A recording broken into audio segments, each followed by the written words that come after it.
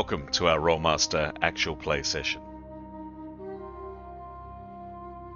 Ain't No Place for a Hero is a campaign set in the world of Duyranaki, the continent of men. A gritty, cutthroat world where politics, sorcery, religion, and commerce are all intertwined and reign supreme.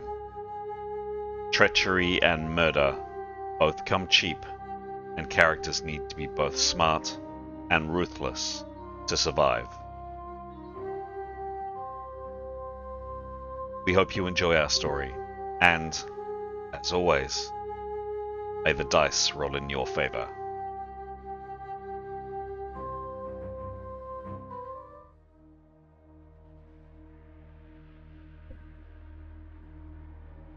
This is episode 162 of Ain't No Place for a Hero. The party have decided to turn their attention back to the secrets of Tarak Nev, and now find themselves exploring the terrible Dead City.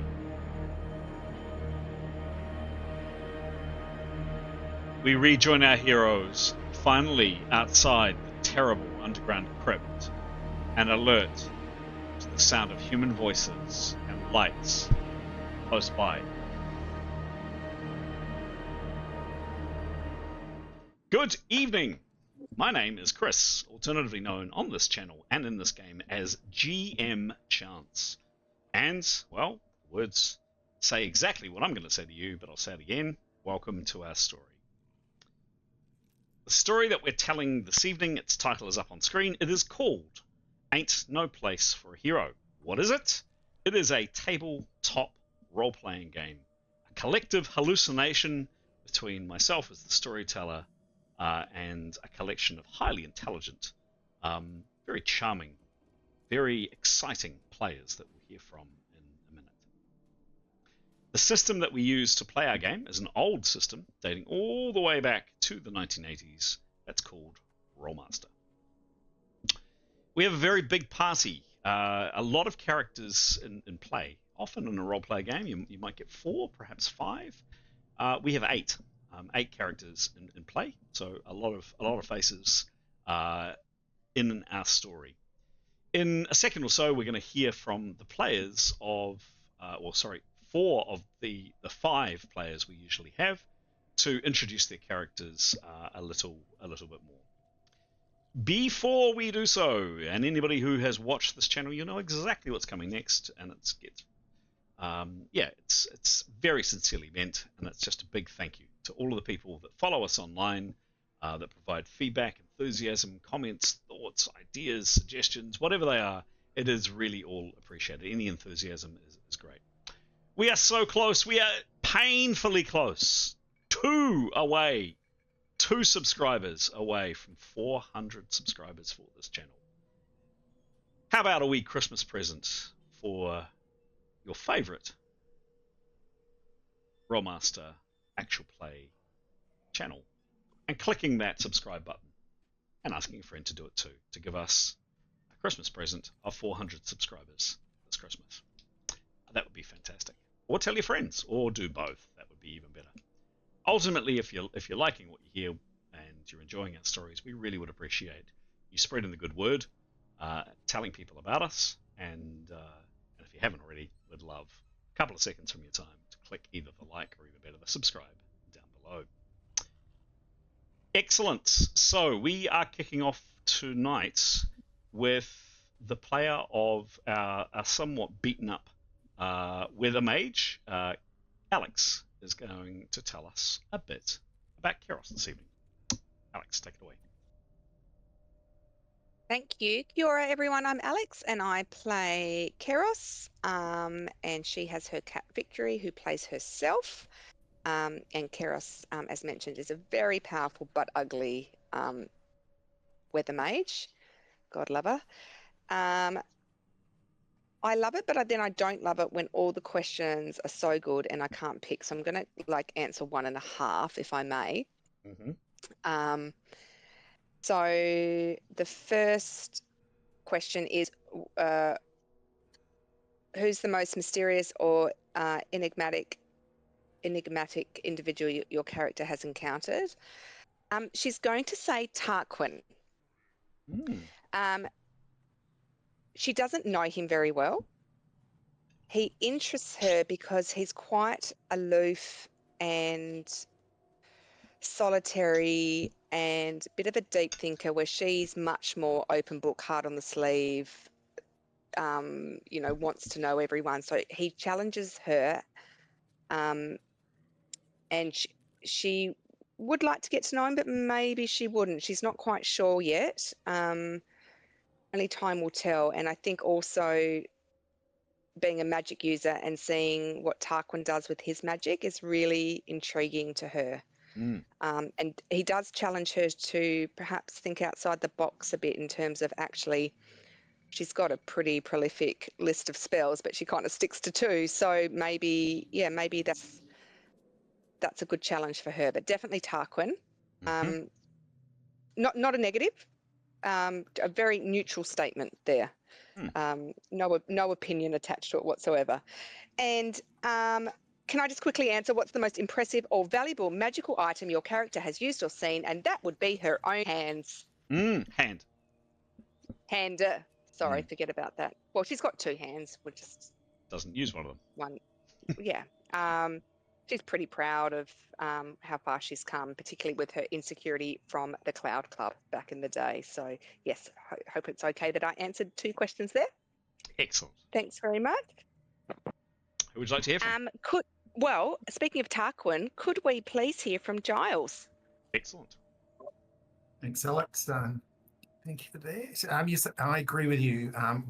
It's a very interesting little batch of questions. Thank you, Chris. And seeing as you did it, I'm going to do it too. So I'm going to answer 2. What's the most heartwarming or moving act of kindness your character has experienced? And what's the most mysterious or enigmatic individual your character has encountered? So probably the most heartwarming or moving act of kindness he's ever experienced was being rescued by Etienne many years before this as a teenager, when he got himself into a rather awkward situation and possibly didn't really understand or have the social nous to know what to do. Although having spent some time away from Etienne and then re-met him, he is quite a different character. And he's found that difficult to kind of understand. He hasn't quite managed to wrap his head around that, nor has he really spent much time in the game talking to Etienne about that. So yeah, the tin can would be the same character for both of those questions. Nice one. And speaking of which, why don't I hand it over to you, Graham? Nice one. Thanks. And just Graham, before you jump in, Charles, I don't think you've seen the animations before. So there's Tarquin in all his glory. Hope you like him.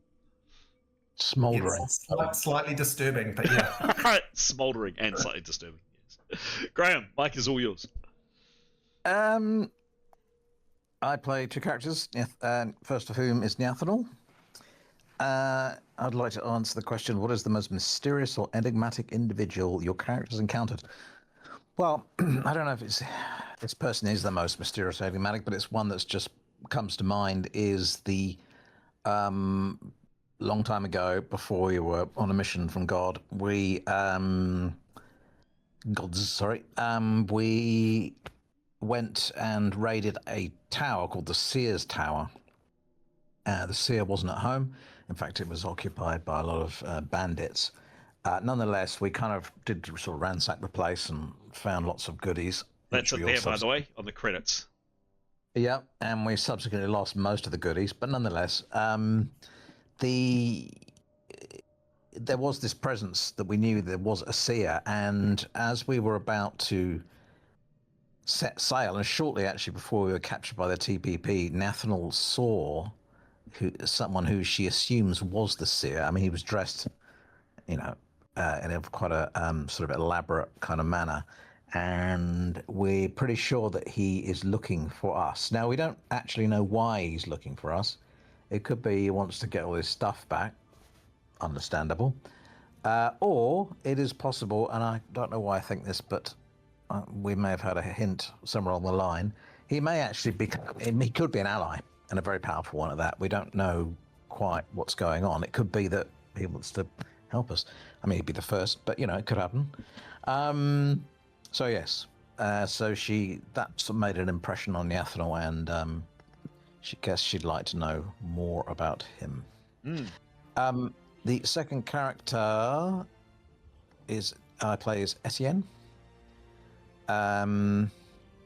What is the most impressive or valuable magical item your character has used or seen? Well, from his perspective, it's his own sword that he's recently acquired, which is tailor-made for someone of his type, because it's a holy sword, and it has a holy crit on strike. He's called it Smiter of the Unfaithful, and it casts a holy firebolt 3 times a day.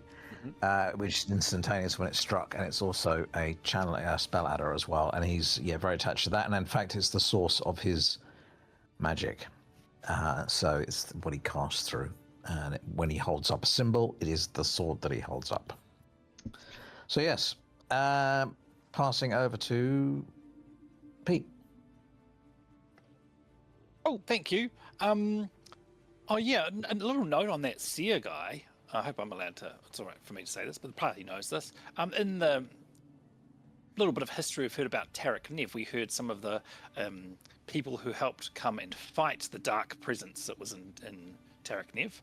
And not only was the guy that invented the magic that Leif's after one of them, the seer was one of them, I believe.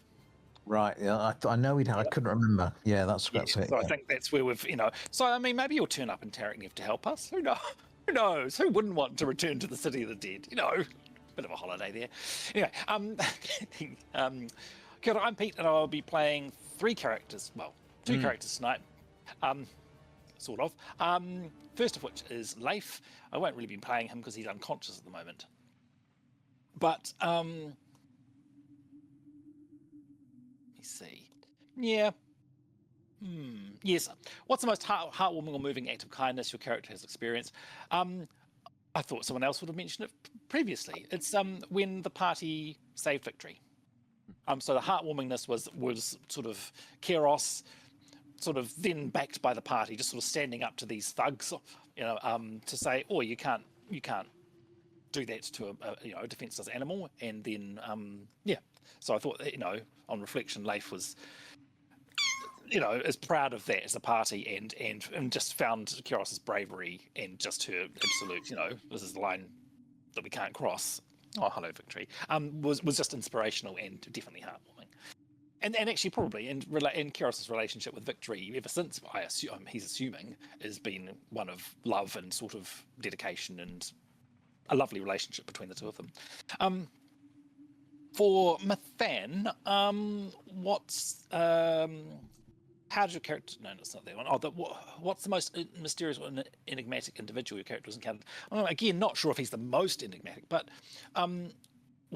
after our adventures on Jewel Island, after we'd sort of set off the beacon to be picked up by I'm going to call them the Monmen.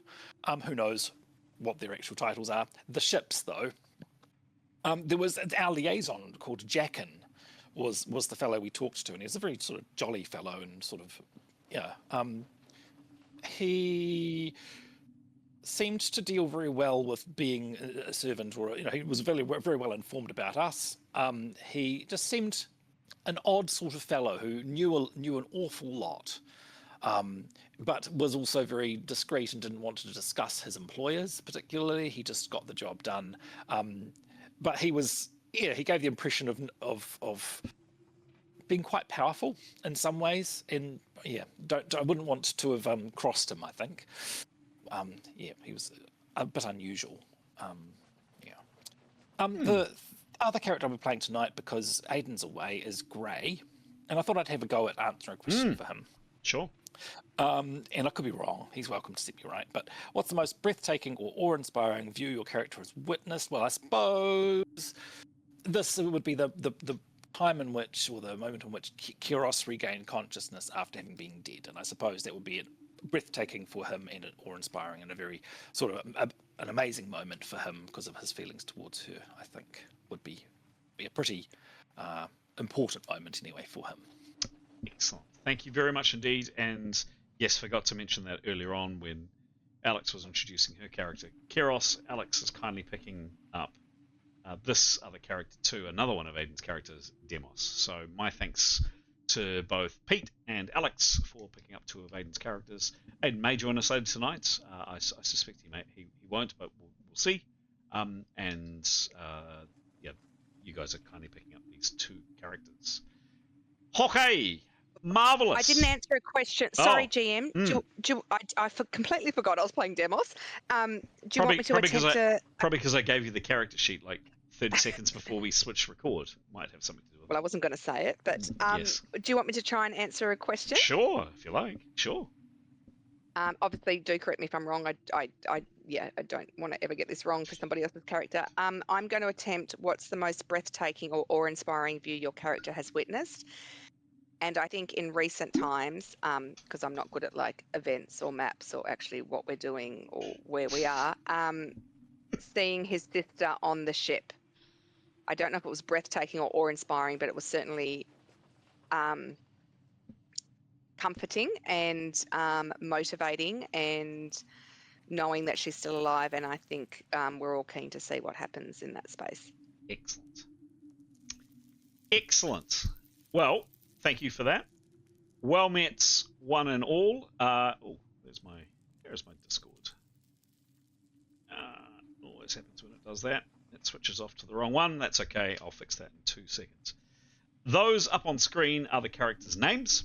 And those attached to the correct characters' faces.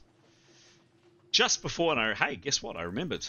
Just before we go to our scribe Pete's quick summation of what happened last time, I've usually done this off camera, but by popular demand, I'm going to start doing it on camera. It probably makes more sense, because if necessary, we can go back and check the recording. Zip through the health of various characters. So we begin this evening session, Grey Roughwind on full hits on 125. Now, a lot of these characters, including Grey, their constitution has come down. So fighting these terrible undead creatures, of which Etienne, your holy magic user, was able to dispatch not a few. So kudos to having somebody in your party who can really deal to the undead. A number of you, Grey included, your constitution, your very soul, have been ripped out by these horrible beings, and a number of your characters, Tarquin definitely included, your whole hit points have gone right down. Your constitution has gone down, and your hit points have gone down. That can be recovered as you go up levels, but really dealing with such creatures is really dangerous, because your top hit points can reduce as a mechanic in the game. So Grey's on 125, uninjured. Leif, he's currently, well, he's breathing, but his heart's not beating, which is very odd. But he is on 100 for what it's worth. He's on 123 out of his normal 147. Keros is on full hits with 41 out of her normal 41. Keros, as mentioned in the intro, has been revived from the dead, and as a result, she unfortunately has a number of afflictions that came with her with that resuscitation. She is slow, so she only moves at 37 foot around walking. She's pain intolerant, so there's a chance that if she takes any damage, she may pass out. It hasn't happened yet, but it's probably going to happen at some stage. She has a stutter, and critically, her left arm doesn't work very well. It is there, it is attached, but it's badly burnt. She is not in great shape. Who knows? Maybe you get enough resources and all the rest, you might repair her, but it will be costly. But otherwise, Keros is her hit points are untouched at 41. Neathanel is on 100 hits, and is at negative 13. So Neathanel suffered some damage from being skewered on a trap. That damage has definitely reduced, and she is getting better each day. She's on negative 13. Every action she does, every spell she casts, every maneuver, everything is at negative 13. Mithan is next on my list. Mithan is on 149 out of her normal 179. She's also at negative 12. She had that penalty because of something that Peter will remind me later on. I forget what it was. Oh, it was a broken. Oh, she She's trying to pull the ring off. That's right. She pulled a muscle, trying to pull one of Neathel's rings off. That's right. Yes, highly unlikely you're going to injure yourself, and you injured yourself. Yep, that's right. Yep, that's right. Love the dice. Demos is amazingly is conscious after a long time of having a very similar affliction to what Leif had. Is now back, is conscious. His arm has returned to normal. And he is operating at full effect. He's feeling a bit odd, however. He's commented that his hand just feels a bit strange a couple of times. But he is now back at full effect, 132 hits. Etienne is at 136, which is his max, and he's on that. A reminder that Etienne happens a bit in this party, only has one hand as well. Etienne has a rather interesting contraption on his left hand. He has a shield, which he literally gets screwed in to his stump, I guess. So he operates with one hand. And lastly, but definitely not least, Tarquin. Tarquin is on currently 59 hits out of his 59 hits, and is at a penalty of -28. Tarquin had been feeling very nauseous and unwell, and then he coughed up this horrendous chunk of meat. And it had these terrible little fire feelers that came out of it, and it actually crawled its way across the floor. And surprisingly, after that happened, Tarquin, your stomach began to feel a lot better.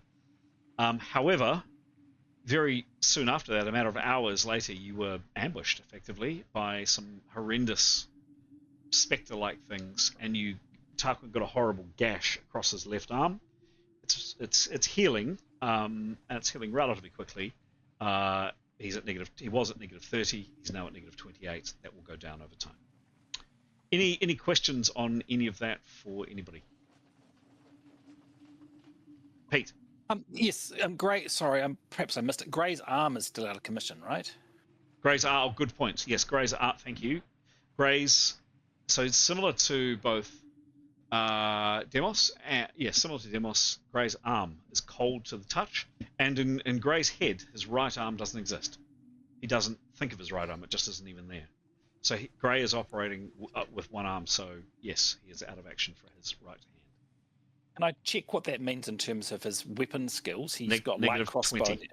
-20 to his axe and to his crossbow. He cannot fire a crossbow. Okay, so you need two hands to fire a crossbow. So -20 to his axe. Unless you could possibly rest the thing on someone else loaded it for you, and you rested it on a wall or something, maybe at an absolute pinch. But otherwise, no, he certainly can't load it himself. Giles. Okay. Awesome. Tarquin's injury is just a standard cut. As far as you know, yeah. Cool. As far as you know. Any other questions, comments, guys? Nope. Pete, the floor and the mic is all yours. I'll try to provide pictures for I can. Some images. Thank you. Cool. So we are where am I? We are in Tereknev, which is the city of the dead. We've come here for two reasons. First is to try and find the sword called Defilers Bane, which is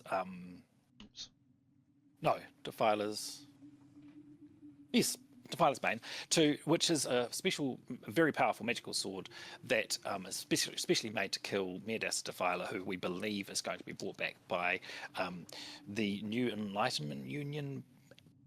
Is that the right one? I always get them wrong. Thank you. Of the TPP. So we better arm ourselves up in case he comes back. The other reason here is to try and stop the New Enlightenment Union from getting the information they need to bring him back. So there's a thing called the Rite of Aza, and they have got, I don't believe they have all of the information they need to be able to do this magic ceremony, which will bring this guy called Medas Defiler, who's thousands of years dead, but still a very, this rite will bring him back, and he will sort of end all magic and stuff. We want to stop them from being able to get that last piece of information. So we believe somewhere in the city there is also Irini Chonta, the head of the New Enlightenment Union, and Professor Unswick, or Torvashkanali, was our nemesis-y sort of person. So those two objectives in Tarek Nev. We'd made it to this temple, and what we're calling the U-bend, and underneath the temple, which we found it was actually Tarquin Tarquin who spotted the sword we were after in this sort of back room, protected by flame and stuff, and a whole lot of zombies and undead and these awful clerics and things. And we sort of had been down there and engaged with them, and we scooted back out because it was a bit too much. We went back to our place to rest up, and then we decided to go back for a second time. So in going back for a second time, after we'd sort of, and the party was a little bit worse for wear. Oh, that's right. Yes. We went down and we had tried to start. We discovered there were two of these priest things. Oh, there we are. There's the U-bend. We now can see all of it. Fantastic. You can see on the left. There's a table with. Sorry, just to mention, this is out of the module. So as mentioned, Tarek Nev is not yours truly's creation. It is someone else's creation. This image is out of the module. So this room here isn't quite the way it was laid out for you guys. You'll remember that there were 3 stepping stones. 1, 2, 3, and there were 2 figures here and here. Yep. And a statue at the end. So basically that's correct. That is different. Anyway. Yep. That nasty trap. That was all you. No, all them rather. Not your fault at all. That's what. Here we are. That's what you guys saw. Yep. Awesome. So we we made it down the steps you can see there, and there were only 2 of the people, the sort of undead priests, I'm going to call them. There were 5 initially. In our previous encounter, we killed 3. There were 2 left. So we had a bit of a rough start because our spells didn't work. It could have all ended there, but no. They survived our initial things. So essentially there they are. There are the nasty priests. Ooh. We tried sealing them off with walls, and that was not 100% successful. But as the corridor was so narrow, that sort of affected them too. So what ended up happening is they summoned some sort of creatures that smashed down our wall that we put across the door of their room. And these, I think it was 2.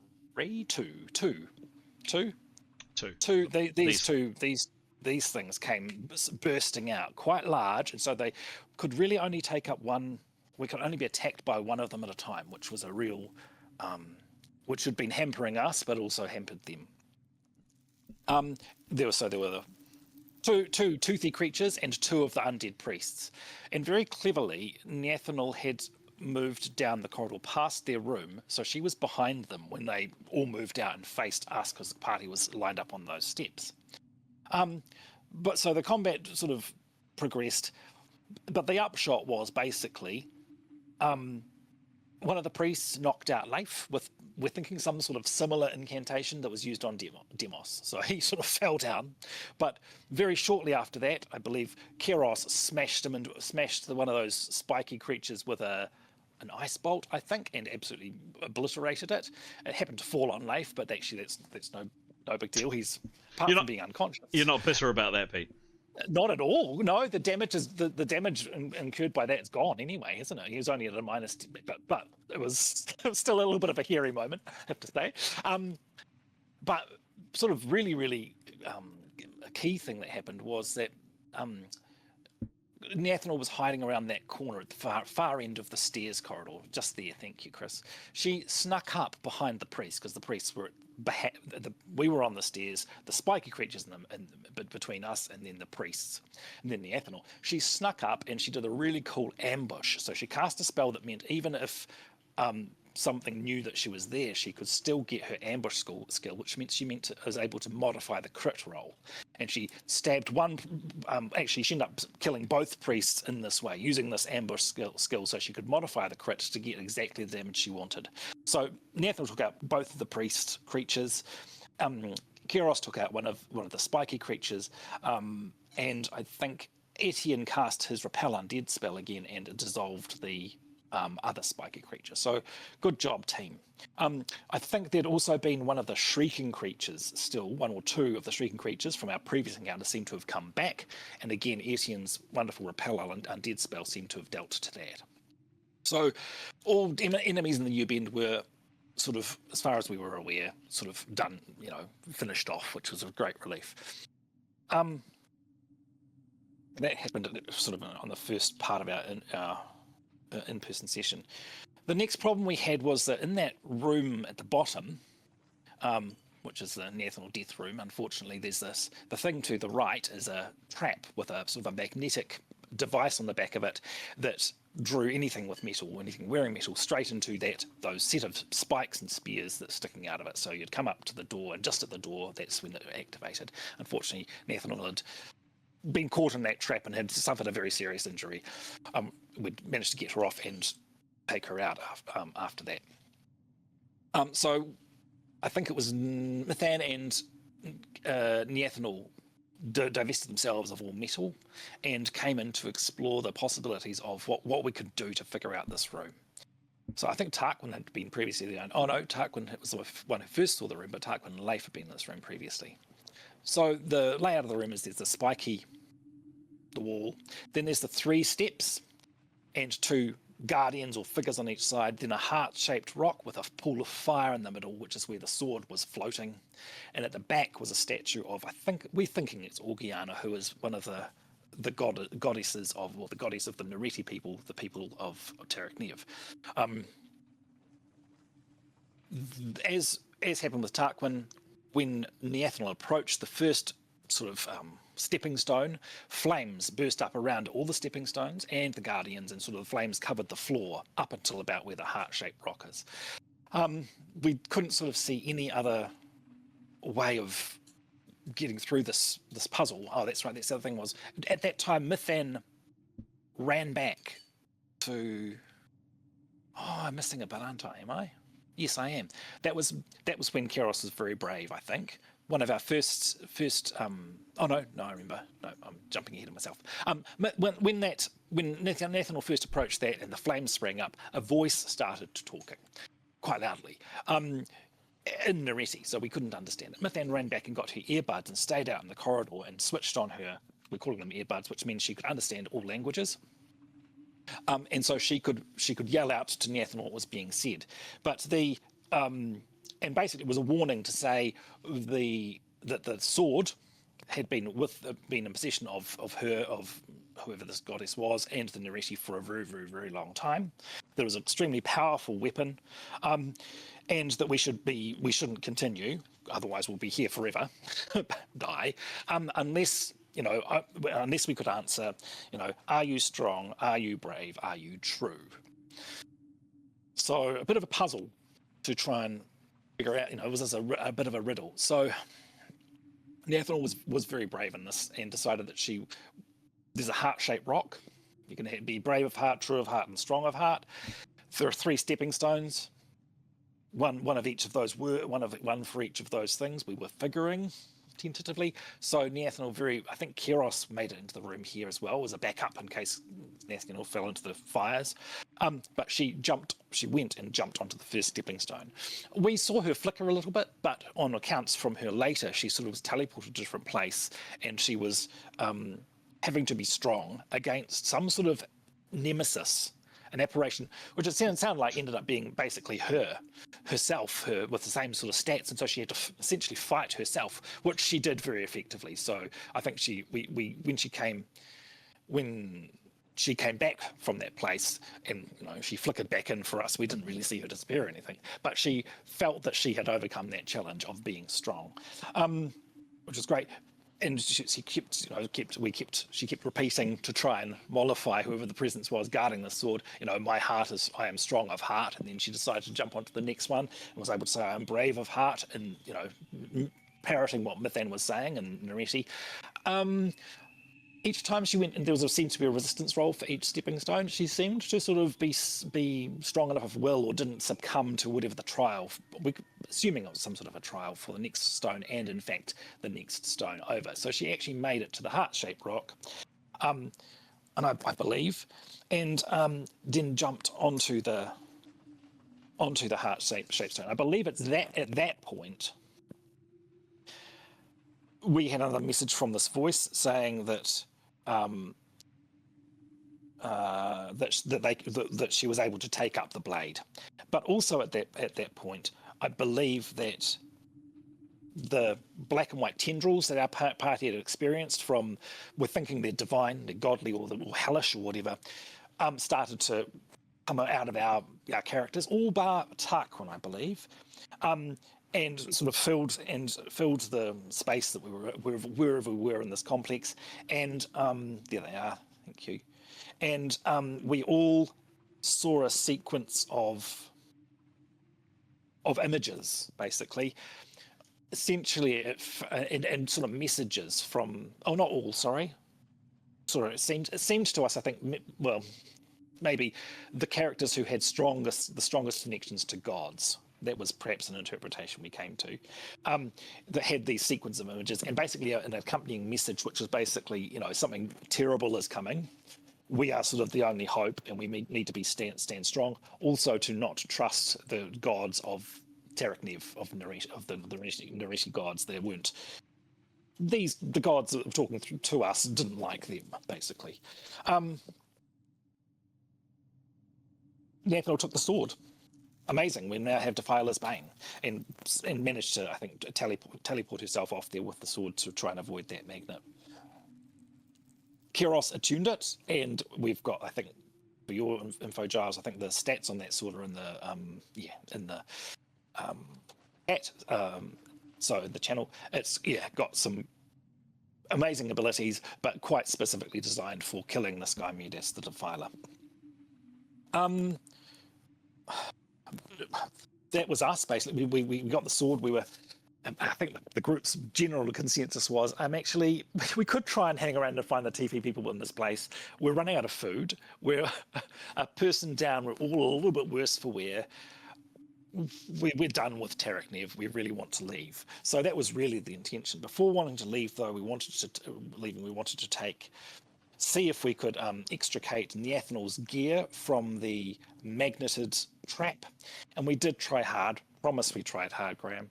Keros was very brave, and she tried attuning that trap, and she's got a very high attunement skill. But I believe her conclusion was that it was missing another part. So we're assuming it was missing another rod, because the magical part at the back seemed to have a place for it had one rod which was crackling with magical energy, seems to need a second rod, was our conclusion we came to. We searched downstairs again for any magical rods, and as we were removing ourselves and moving out of here,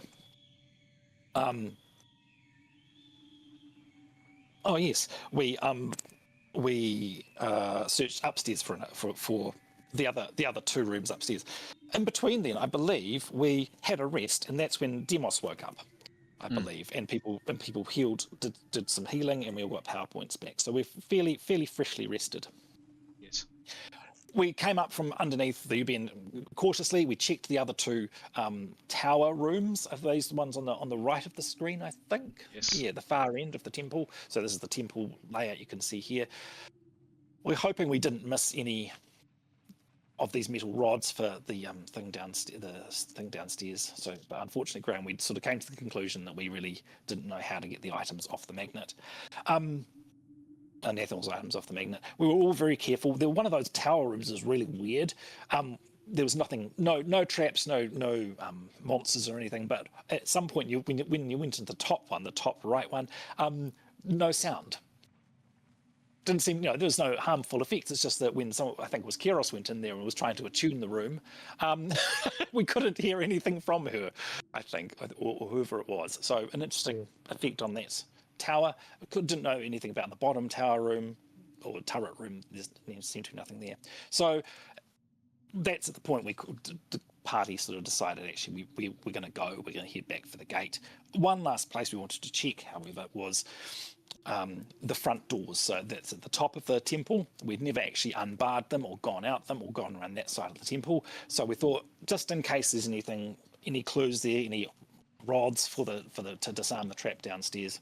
We carefully snuck out and around the temple. I think we went to the right hand side and snuck around and saw a wonderful fresco above or near the doors of that temple, which perhaps was best that we didn't see it, because that's terrified mortals running away, I believe. Not an encouraging sight. I believe at that point we'd also cast Float on Leif and attached him to Tarquin, I'm pretty sure. I think Gray had done that.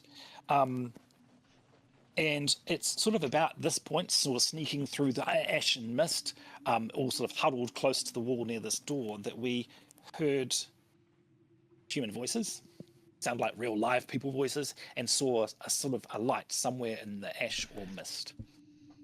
Sorry, that was not a quick explanation, but that brings us up to where we are. But I hope that's all right. Pete, that was excellent, and no, that wasn't quick, and we talked about it. I think we talked about it to say don't make it quick. It's Giles's first game for a bit. Graham also missed the last session. We last played on a weekend, last 2 weekends ago in November in 2025. We played 4 games in total. Graham didn't attend for that last game, so both Graham and Giles weren't appraised of what happened. So really, really great synopsis. I'll turn to the rest of the party in a second for any questions, anything qualifying, anything they want to know. Couple of quick things, very quick things from me. One was the sounds in Tarak Nev have decreased. So when you left this horrible temple for the first time, and you went back to, you're calling it a tavern or an inn or whatever it was, where Keros got a horrible surprise from going upstairs alone, there had been a decrease in noises. So when you first arrived in Tarak Nev, you may recall there were all kinds of, there was the clash of armies, and there were people screaming, and there was a lot of stuff. And that has, for a day or so now, several days actually, got a lot quieter. You hear this, which you can possibly hear, the soundscape in the background, occasionally clanking a change, every now and then maybe a musical instrument, but it's generally been quiet. So to hear voices, and you think they are, well, who knows in this place, but you think they are human voices, they certainly sound like human voices, was weird. So that was one of the first things that triggered you. You haven't heard anything like that for several days now. That was one thing to note. What was the other? Gone, whatever it was. Clearly not important. Any questions or comments from anybody that wasn't here, or anything you don't know? Thank you very much, Pete. Both concise and informative. Very useful. Nice one. Yeah, very good. Thank you. I was just, I assume you'll go into where we are and where the voices are coming from. Yes. Oh, yes. Anything else, folks, before we start the game? Nope. Alrighty. So that was a long interludes to actually start playing, but really useful. Thanks, Pete. So thank you for that. Let's start the game.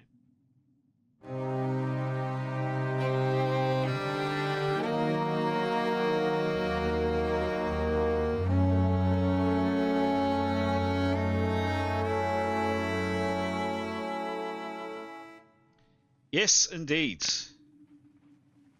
This is where we begin. So you can see here the golden dome of the temple. The outside's door. The door is facing here. And this strange golden flecked brick road that you had followed. And that's where you are. You start in the filth and the mist, etc. of Tarak Nev. And just to show you, a little bit of what's around. This is what you can see. So you came out around this way. There's this wall that you had followed previously. You'd come around this way, and that's the front door. So at the back of this, was the collapsed wall. To just do a 360 from what you can see. There are some buildings and other bits and pieces over there. That's your immediate view right now. But critically, out here, at that corner, so there are your characters there. Here, you can just make out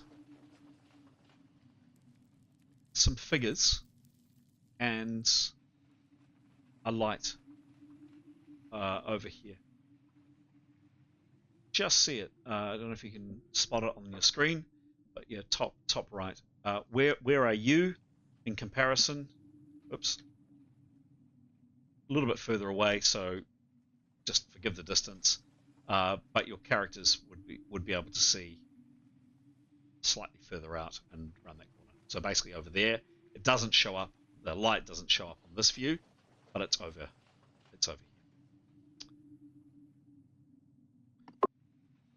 That's where we begin. What to do? Now, sorry. One last. Sorry, I always do this. Where do you begin? He asks the question, and then he interrupts himself and you. Sorry about that. It is gloomier outside. I have put a light on here. The stage, you're not carrying lanterns, I don't believe, but tell me if otherwise. It is definitely a bit darker today. Do I remove that lantern or not remove that lantern? I don't think you have one, correct? We didn't have one. Yeah. Okay. Can I ask what if there's an impairment for the darkness? It's harder to see things. It's definitely dimmer out here, but you can operate. A perception roll might be a bit more difficult. Yes. Okay. Whispers. Neanthano whispers, do you want me to go and check that out? Just to see how many there are. Grey will... No. Mithan would speak it up more articulately perhaps than Grey, and she would say, yeah, that'd be great. One thing where vibe, I believe the whole party's been getting, and that Mithan would be reiterating, I think we decided this actually as a party, we don't split up. No one alone. Especially in light of Keros's bat friend. So Mithan would, and then I suppose Grey would then be able to speak up and volunteer to sneak along with Neathanol. He's not as good as her, but I think that's preferable. I was going to go. She was going to go invisible, actually. Okay. Yeah. And then just get a head count really, and then come back. Is it dark enough that night vision's going to make a difference, Chris? Would help. So I could cast night vision on myself. It's level 1 spell, and take a look and see how far I can see, if that's helpful. You might even still have night vision on. Help me, guys. Lasts 100 minutes. Oh no. Okay, no. You did because we rested. We did. Yes, correct. Yeah. The other thing I need your help with, please, Chris, is if he's got a cut, it seems to make sense to use cut repair 1, which is as clot repair 1, except it's permanent after 1 minute. Would that repair his cut? I think that you'll find that that's in relation to him bleeding, and this is not bleeding damage that he's got. So it's damage to his flesh. So it needs to heal. So what is cut? Tell me what cut repair 1 says. Yeah, it just says as clot repair 1, which reduces. It prevents you losing hit points. Correct. So you're not losing hit points. Your injury has been well and truly fixed in terms of blood loss. You're on full hits, but it's an injury. It's like a physical injury. Yep. So could he cast muscle or tendon repair? Will that repair the muscle of it? We can try. In which case, he'd ask the party if he could spend 40 seconds, to be fully prepared and way around and give that a crack. Those two things would seem to be sensible. I'm actually the GM's going to overrule that and say, and one of the, the GM is going to overrule it because I think it's realistic. I think had Tarquin known that he had that ability, he would have done that himself previously. So I'm not going to say, well, he would have, right? Had you been playing this character? And no disrespect meant to particularly Alex, who very, very kindly picked up Tarquin for some period of time, which I really appreciate. But I'm not going to do this for all cases to say, well, actually, your character would have done that. But in this case, I'm going to say that. So I'm happy for you to have made that roll previously. You don't need to take up time doing it now. That's what I'm getting at. But do make the roll, because it can always fuck up. So, maximum wave, imprepness, all that stuff. Yep. 86. Spell definitely would have gone off. What is the effect of the spell? Okay. So I've got to concentrate for 2 hours, and it will repair broken muscles and tendons. Broken muscles? Well, so what it says is as fracture repair, and of course fracture repair is a broken bone, so it will just repair the muscles and tendons. Okay. Is what the spell says. And that's less than 5th level. It's a level 8 spell. He's 10th level, and he's got these spells to level 10. Okay, great. By the power vested in me, and by having a very, very bloody useful spell list, Tarquin, for the first time in a very long time, you no longer have a penalty. Hooray! It's nice. And I guess I'll do the same thing and cast night vision. Sure, yeah. And Can I check, Chris? You mean that Tarquin's 8 power points for casting that spell aren't taken out now because he would have done this days ahead? So. Oh, yeah, that's a good point. No. I'm happy to just take them off. He's got 58. No, he'll take them off. Yep. Cool. So while he's doing that, Nathan will cast invisibility on herself. Well, that's the point. He wasn't doing that. You mean dark vision? Okay. Yep. Make a roll for both of you, please, for night vision and invisibility. Gesticulating, perhaps. Doesn't matter. I rolled a 1. A 1. That is a spell failure.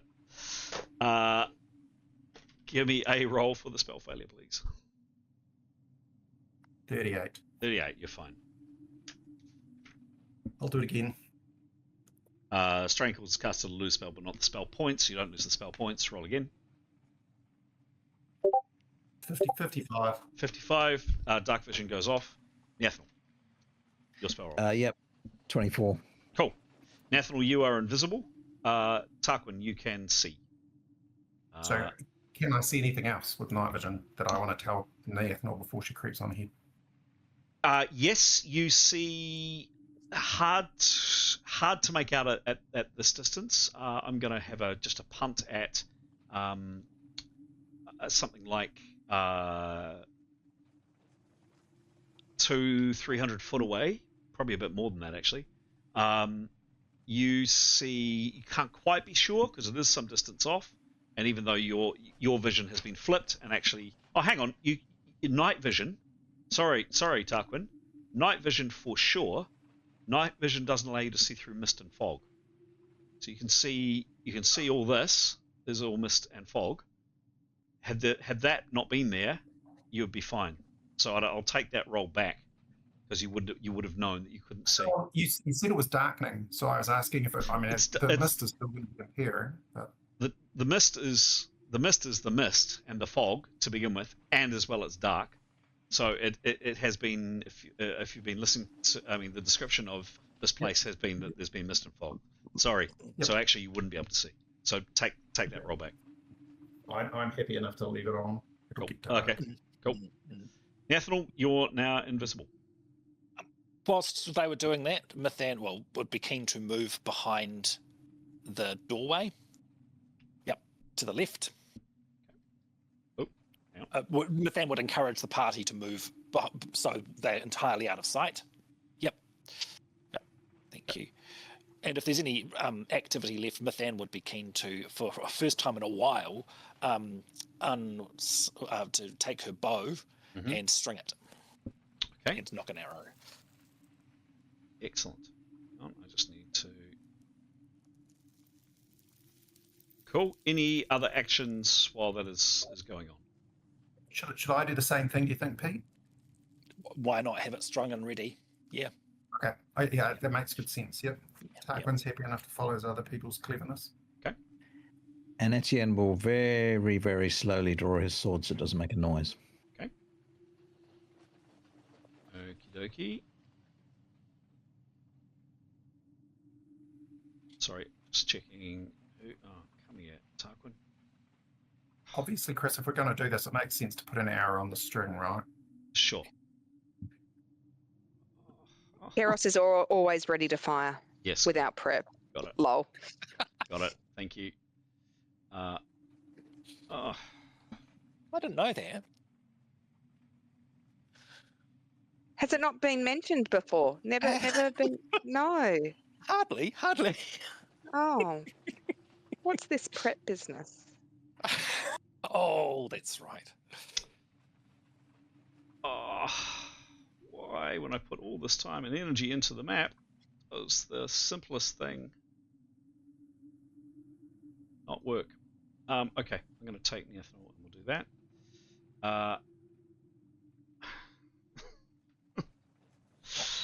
Oh, it's so annoying. It really is annoying.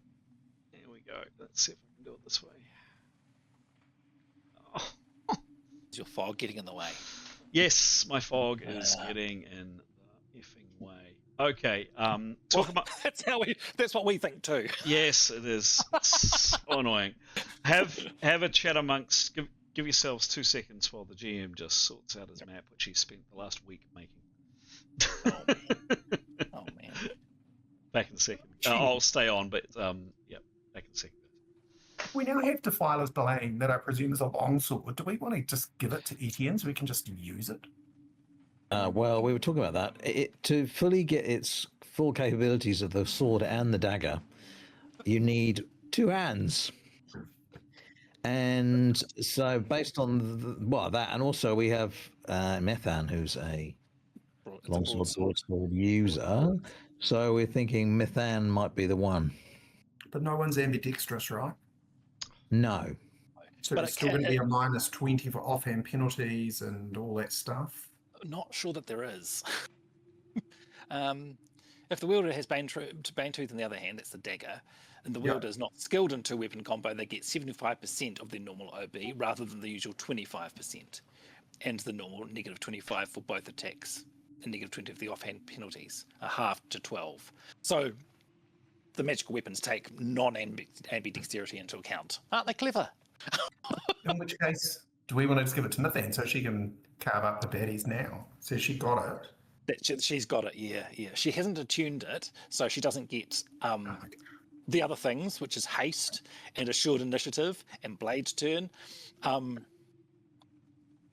She doesn't get those things, but she will get just the regular old plus 35 to attacking any foe. If we come across magical baddies here, can her bow kill them? No. So she's better off shooting them up. Flesh and blood, though. Yeah. Okay. So if those are real humans, she's relishing doing some archery. Yeah. Sure. Yeah. Yeah, so the sword, when you've got Bane, Defilers Bane and Bane Tooth, 2 magic weapons, plus 80 to attack. Yeah, it's crazy. We have both weapons, don't we? Well, yeah, Keros has got the dagger, I believe. Yeah. Yeah.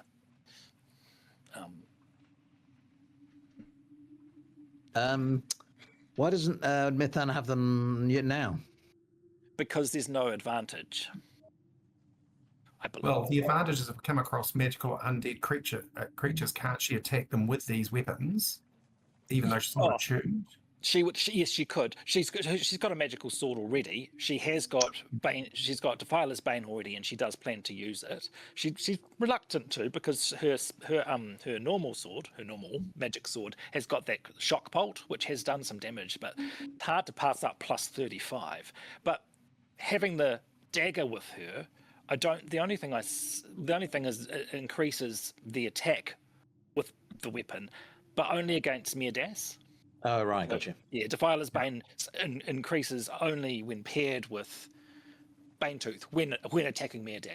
So it seems to me there's a flat plus 35 to Defilers Bane against any other foe, irrespective of if she's got Bane Tooth on her. I'm just wondering. No, would it be better that she carries the dagger? Yeah, for sure. Yep, but And she's attuned to the dagger. She has not. She's not attuned to either of them. It's a bit of a shame because haste would come in handy, wouldn't it? Crikey. Oh yeah. But it says in the presence 20 foot of Bane Tooth, gets plus 35 on the attunement roll. Nice. So without being in the presence needs absolute success. So having the dagger is very helpful for attuning Defiler's Bane anyway. But when that comes down to hopefully taking time to get Kiros to teach Mithan, as well as having Mithan having Bane Tooth, is And Defiler's Bane is a long sword, correct? It's a broadsword. A single-handed broadsword. That's weird. No, broadswords are single-handed. In this game, anyway. Yeah. Yes. Okay. So how many do we feel confident about taking on? Depends how close they are together and how many cold balls Kiros can do. Oh, but it'll be amazing for Neathanol to backstab her. All of them. Yeah. GM has just had a very painful time after. How long have you been working on this map, Alex? What, a week at least, frantically? And 14 months. The most basic thing is, can you move the characters? And I should have checked. I now can move your characters, I think. They are around the corner from around here. I'm sure as hell not going to move them because we just had a mission doing it otherwise, but they are here. Great. You've prepared bows. In that time, Neathanol, you're now invisible. Tell me what happens, please. Gonna creep, please. Okay. Towards the noises. Okay. With caution. Great.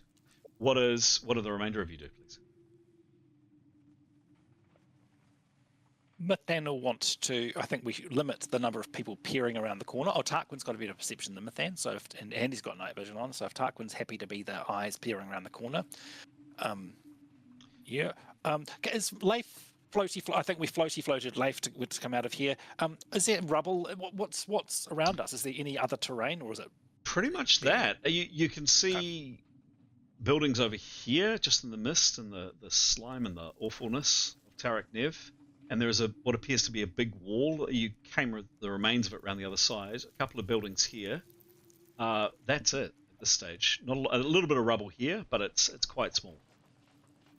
Just looking at a place of concealing Leif or whatever. Perhaps we just leave Leif tucked. Well, perhaps if we divest ourselves, get ready to drop our packs here. Yeah, we go. Can we tie him to a pack? He is. I think he's tied to Tarquin's. I'll take that pack off. Now, one thing to note, that's what I was going to say, and I knew I had something pertinent to add. The float spell that you had previously was the float spell that Leif had used, and it lasted for a long time. This float spell is one that Grey used and lasts for not a long time. So how long does it last for, please, Pete? He is 9th level, so 9 minutes. 9 minutes. So probably about now. Well, yeah. You probably need to cast again because you spent it, and he's casting it regularly because it's a first level spell, correct? Believe it is, yeah. I don't know if he wants to cast it just yet. Okay, sure. I mean, we don't know if by now, Leif is on the ground, so he's not a problem. Great. Okay. Great. So the rest of you are prepared. Bows are out. Mithan has her bow out. Tarquin has her bow out. There's an arrow on both strings. Kiros is prepared as much as she can. Tarquin is peering with his very good perception around the corner. Any other preparation, and people have weapons ready, etc. Any other preparations I should be aware of? Nope. Okay. Etienne is going to also prepare. Okay. Okay. Sure. And ask everyone to get in within his usual circumference. Done. And Neathanol, brave Neathanol, does what, please? Creeps. Okay. Mathan would like to look in the other direction, actually, so nothing comes up from the Okay. other end of the temple. Yep. So down this way. Yep, got it. Great. I am afraid. I'm going to ask. Am I? Yep. Yeah, you should be. I'm going to ask both Charles, Pete, and Alex to jump into chat room 1, while I have some special alone time with Neathanol. Don't like the sound of That sounds very. That sounds very creepy, actually. Yuck. Well, he is creeping. Mm, Special alone time, like Mm. nice alone time. yes, quite. Confirm. I'm Gone. Pops. Excellent. So you are here. I'm not going to move the figurine right now because it's painful to do so. You do what, please, Nia? She's going to creep in the general direction of those figures. Okay. If there is any terrain that she can hide behind walls and things, she'll do that. Mhm. So if she can, doesn't need to go direct. If there are some additional barriers she can make the most of, she'll take them. Cool. So you can just see her figure there. Yeah. Your characters were a little bit further out and a little bit further around to see these figures. You just catch the tail end of people moving here, and the light is definitely going in this direction. You're moving at half your normal speed, of course, because you're creeping. When you say creep, you are stalking? Is that right? Yeah. Has she got a fair idea of how far noise travels in this place? Sounds can be somewhat muted. There's a lot of ash and dust and grime and stuff. They don't go a huge distance. If she doesn't feel she needs to, she won't. She'll walk at a normal distance. But she'll only stalk when she perceives the fact that she's close enough for people to hear. Okay. If that makes sense. Yeah, okay. So coming out from, so just to show, there are your companions back there. Yeah. There is the temple, and just to kind of frame things up, this is where the wall was missing that you came in by. Yeah. That's that side. We'll just go back here because it's easier. There we go. And you begin to move through here, and you cross another piece of this strange yellow paving, and you can see it there. You did notice when you were coming along it did kind of branch out, and it seems to be going to individual ruins. There, yep. And these figures are moving quite rapidly away. They're not as close as that, and at this stage, unfortunately, they disappear from her. Just as she gets up to about here, the light kind of winks out. She gets up to about here, and she saw them move around Through those pillars. Yeah, through the pillars, and kind of in this direction over here, where you think, not quite sure. So now, from my estimation, we came out the red gate. We went. We turned right. And I think the red gate was on the left or the west of the thing. I think they came in from there. Anyway, we kind of walked. So we would have walked south. Then we turned eastwards, and then we kind of circled in a little bit to the. She would estimate the red gate to be, I don't know, roughly west of where the temple is, roughly. Really? Yeah, you don't know. You tell me. Your guess. Well, yeah. Okay, so if the red gate is on, does she think they're walking towards the red gate? Give me a reasoning roll. Master. 60.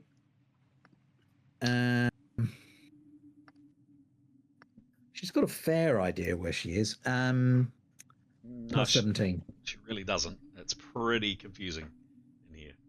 It's hard to get your bearings. There's the sun behaves erratically. Which way is west? Which way is east?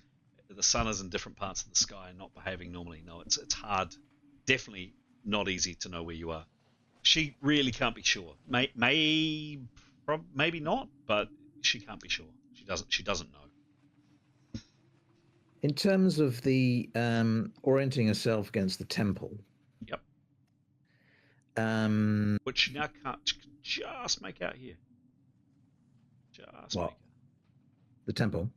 Yeah, just make out there. Yeah. So the temple. Yeah, she'll take a good idea. Check around so she can, go back the way she came. Yeah. Just.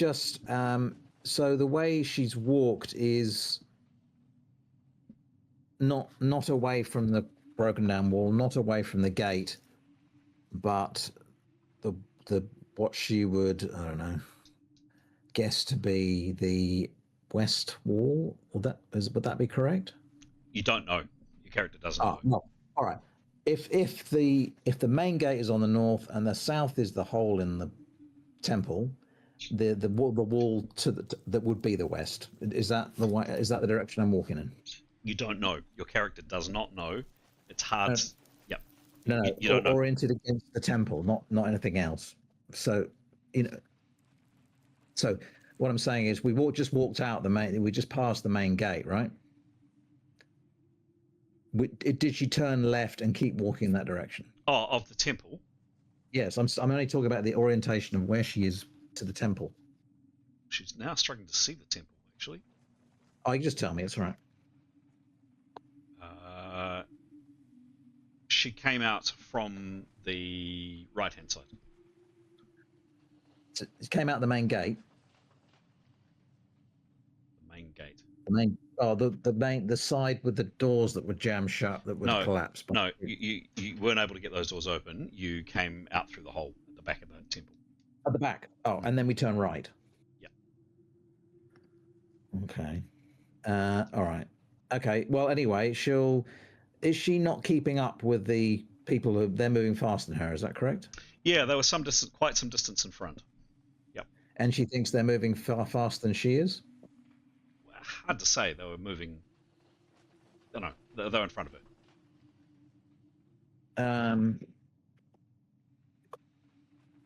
Yeah, but the light is moving away rather than getting bigger. Correct. Right, and in which case I probably just need to get the rest of them because we're just going to separate too much. Okay. Yep. All right, so she'll jog back and say, look, they're moving fast. I can't get... Shall I go and get them? Please.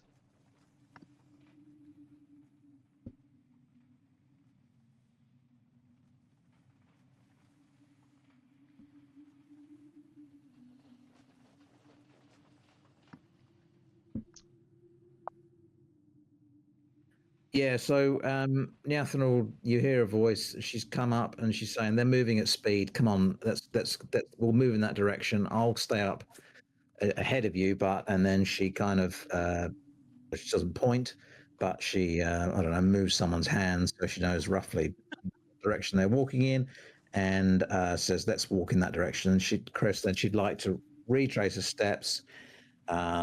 Having oriented the party with one of their hands so they know which way they're going, saying in between those two broken buildings over there, and retrace her steps, she'll go 50 foot ahead. Okay. So what do the rest of the party do, please? Do we need to be armed and ready for combat? So they're moving away quite fast. I was going to be a long way away by the time I caught up with them, so I've come back and suggest that we move towards them a little bit. Let's go then. Let's do that then. Yep. All right. Okay. So Nyathanel, you're invisible, and you go where, please? Retrace steps. Okay. Having oriented the party to where I'm retracing my steps to. Which is where have you said? So they can't see you. I've just used one of their arms to orientate the party to the direction I've just walked to. I'm now walking back to that same spot that I just walked from. Okay, cool. So the rest of you, you're slowed by Keros, who's only walking at 75 foot around, which is pretty slow. Pretty slow.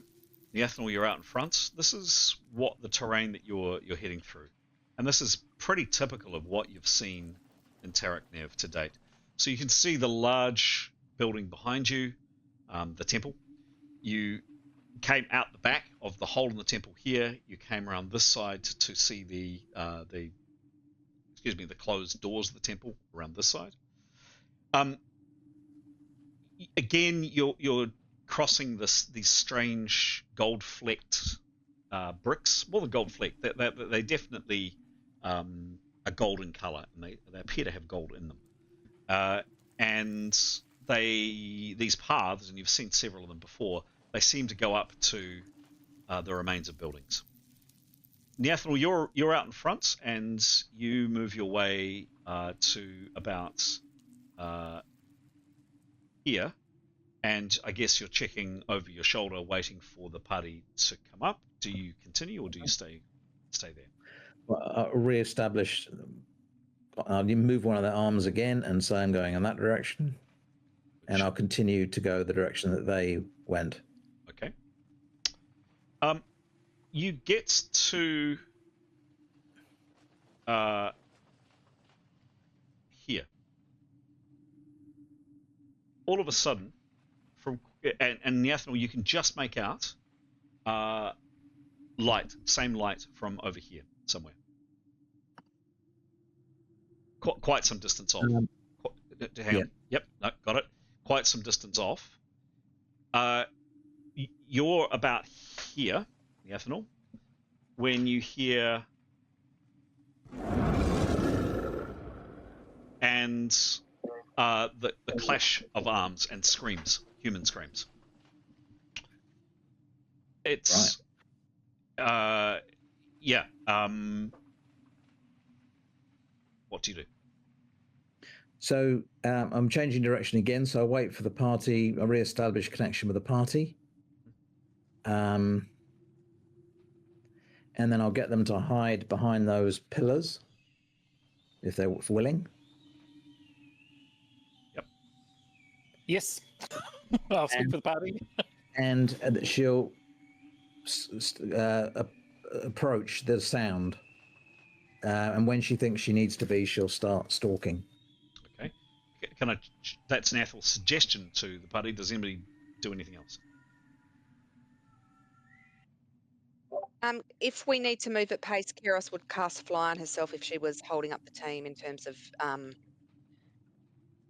what's what I'm looking for, like momentum. What's the word I'm looking for? Well, you are definitely slow. Yeah, I mean the slowest walking pace for everybody else, I'm gonna guess, is around 50 foot. Keros is kind of literally dragging her feet, so certainly being able to fly would dramatically speed up your pace. Okay, so she'd like to do that. Okay, so standing behind one of these pillars. Yeah, and obviously not flying out into space where, being very safe and very sneaky and very aware and percepting and doing all the things that she needs to do. So I'm just using my new computer. How do I do that? Okay, you want me to roll? Please. First roll on the new computer. I know. Oh God, and the keys work. Imagine that, a keyboard that works. I never want to complain. I do miss my old... 18? 18. It's not a 1 or a 2. The spell goes off. Keros, you're now flying. Safely and within the group and behind things. Okay. In an equally safe fashion, Tarquin will be perceiving both forward to where the noise is and essentially doing 360s as they move. Yep. Looking hard, and if he sees anything, obviously we'll report that back to the group. Okay. Could you give me a perception roll, please, Tarquin?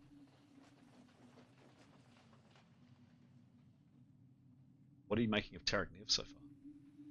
Three-dimensional Tarak Nev. 42 plus 105 with no minus. With no minus. With no minus. You enjoyed saying that. I did. You did. Justifiably so. Super. Didn't get all my tabs out.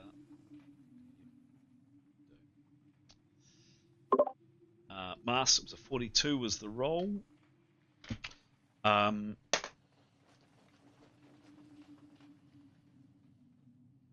105, I think, from memory. Is that right? Right. There you go.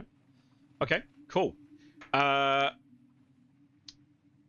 Little bit of information, very modest bit of information coming into Tarquin's chat. It's been a while since I've played like this.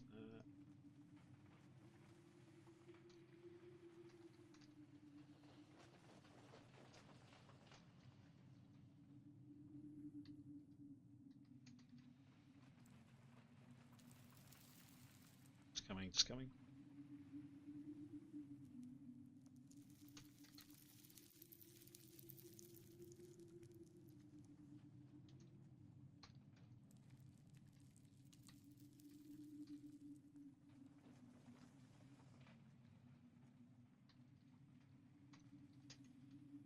Just before I click go, Tarquin, just to give you a sense, everybody, of this, just to remind you, the ash in this place is falling down. Every now and then there is a scraggly palm tree. There doesn't appear to be any immediately here. But yeah, you're just surrounded by these ghostly columns and eerie moaning wind. And yeah, every now and then you hear, other than like a whistle occasionally, the air and it has been relatively quiet. Yes, Graham. I was just actually, I'm just going to whisper to everyone: A, to stay within his circumference, and B, ask everybody to orient themselves the way they're coming, and take note of the direction they've come, the buildings they've passed, so they can all remember, should we need to retrace our steps the way we've come. So away from the temple, turn to the left, etc., etc. Just to get everyone to concentrate their minds on that. So it's any. Can Mathan do a perception as well, please? Yeah, sure. Yep. Give me a roll. I mean, I assume the whole party is, but I think Tarquin and Mathan, I think, have got pretty high. Yep. Yeah. Okay, and so I will tell the party that I can't see much, but there might be something white off to the right. Oh. Okay. Cool. Did not be one of those nasty white girls with the red lips. Ooh, yeah, no. Mathan rolled an unmasked 96. Nice try, Pete. Oh, nice try. worth a go. Yeah, worth a go. But no. Well, she knows what she's going to see. She's going to see something horrible. I mean, I don't know. Not necessarily. Mathan, no, nothing, I'm afraid. Okay. Cool. So that's taken a smidge of time. Neathanol, what are you doing, please? Well, yeah, she didn't wait for them. She's snuck off ahead to get a closer look at what's going on. Okay. All right.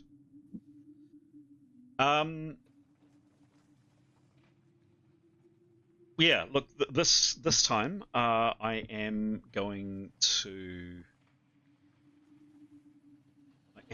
do it one last time. I think this will be the last time I'll ask others to exit. And I just realized something that I haven't done on my map. Just give me 1 second, please, Graham.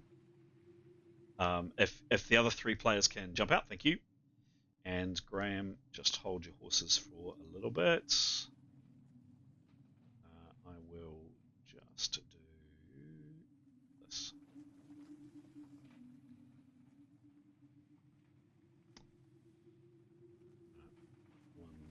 One second, please, caller.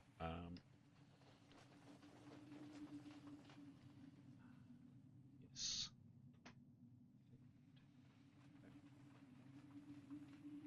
Coming.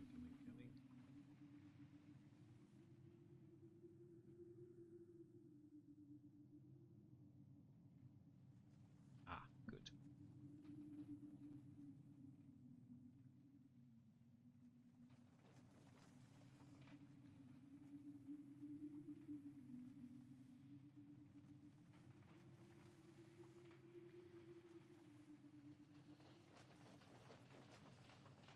There we go. Cool.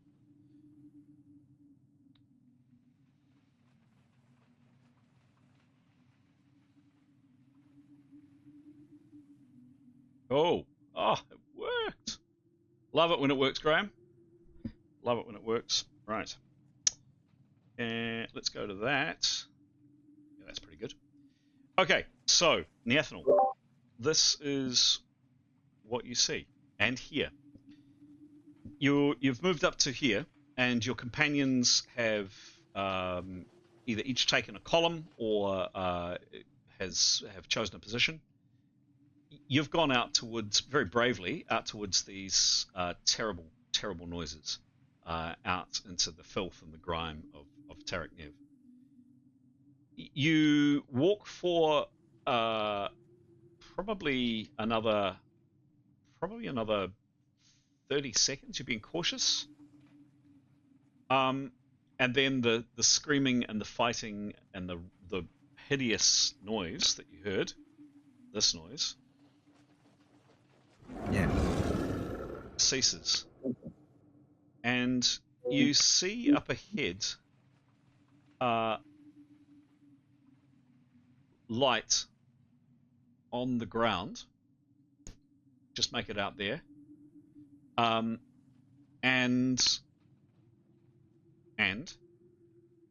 light moving a lot slower this time,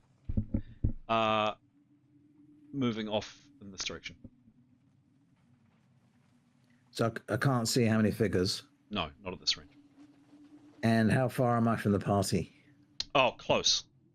Very, very close. Yeah. So you've taken. So they're moving. It's moving away. What's the approximate distance? Impossible to say. Don't know. I can't see the figures though. I can just see the light. Correct. Right. I'll go back and get them, reorient them, and bring them up to this place. Okay. Okay. Great. Oh, it's only a few steps further on. Yep. Great. Yeah, I mean that'll be the pattern really until I can, otherwise I'll lose them. Okay. Okay. Cool. Because it looks like I'm about to break cover. Would that be correct? Oh, there's cover down here. There's lots of ruins, dark, shadowy ruins down here. Yeah, I may as well. Yeah, but I've got to change direction, right? Yeah, so I'll go and get them, reorient them, and we'll go down that way. Okay, sure. Yeah, grab them back. All right. Okay. Won't be a sec. Yep.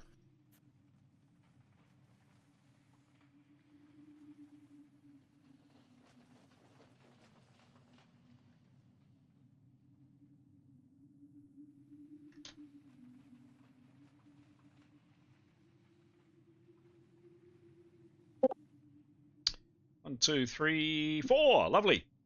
So Neathanel hasn't been gone long. I'm gonna call it something like only probably less than a minute, 45 seconds. And you guys all heard this as well, crouching behind your pillars. The roaring and the sounds of blades and humans screaming continued for probably about 30 seconds, maybe 40 seconds, and then just abruptly ceased.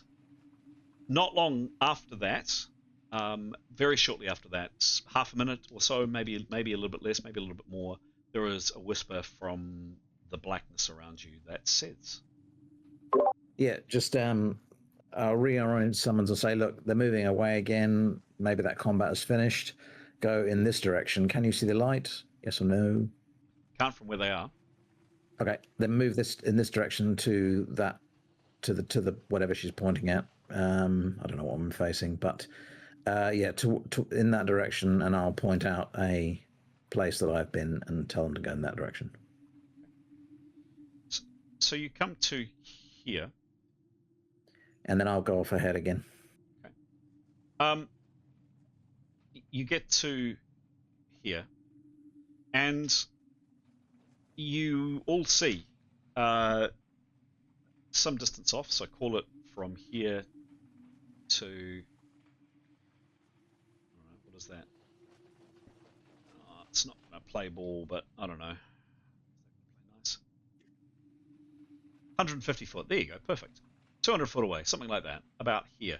So you've come up to about here, and you can all see a lantern, lying on the ground.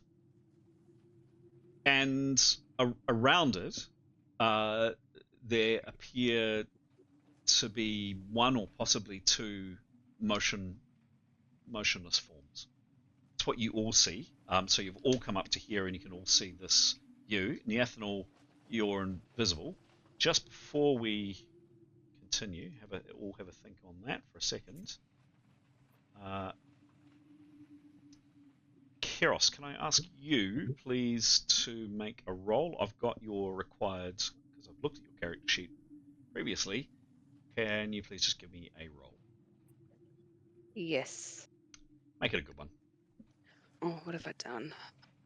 Your rabbit has just jumped into my hydrangeas. I actually think it's your rabbit, not my rabbit. Mm-hmm. Monty. And now the internet knows we have a rabbit. 54. We have 2. Fat bastards. Can you say that about your pets online? Don't you get cancelled for saying things like that? No, I love them. Keros, thank you for that roll. That was a very interesting roll. Don't. Just for reference, over here, Keros, and coming into your chats is some information now, and I would be keen to hear what you do. In a second. I cry. And I leave. Oh, damn it. Ignore that, please. Oh, where did I? Damn it. Please don't look at that message. Thanks, guys. It's in the wrong place. Delete. I need to go into Keros's channel. There we go. Now into Keros's channel.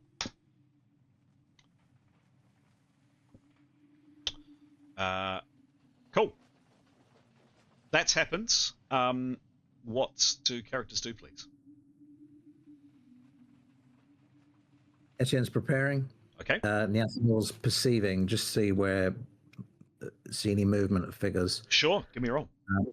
And she'd like to go slightly forward of the rest of the party so she can get an angle on some of those pillars. Okay. Does that make sense? Or out to the right there? Out to the right so she can get an angle on, out that way a bit. Okay. Yeah, just to see if she can see any more. Okay. Creeping, stalking. Yep, give me... yes, right. So hang on, you just gave me a lot of information there. She's stalking out, and then she's making a perception roll, is that right? Yep. Cool, give me a stalk roll, please. 51. And her stalk is 133. Cool, okay. She's invisible. She's moving out here. There's this massive big archway, by the way, you just noticed. Ruined, of course. So where's she? Oh, I need to cement it into the ground.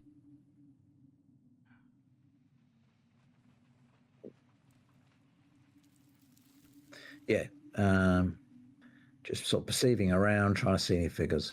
Okay, cool. Give me a perception roll, please. 78 plus 86. Cool.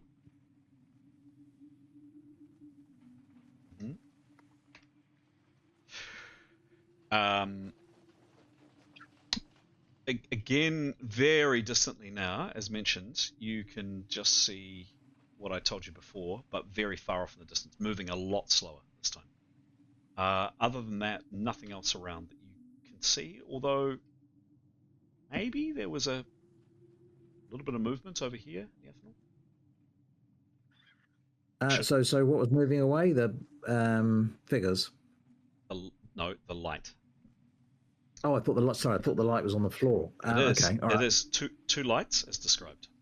Got you right. Okay. Okay.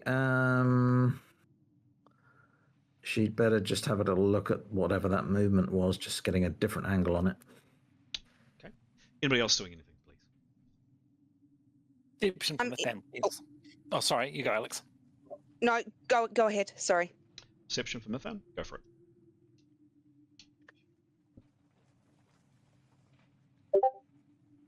Yeah. 97? It was 96 last time, wasn't it? It was. And then last. Pete, what a shame. What's the bonus? 88. 88.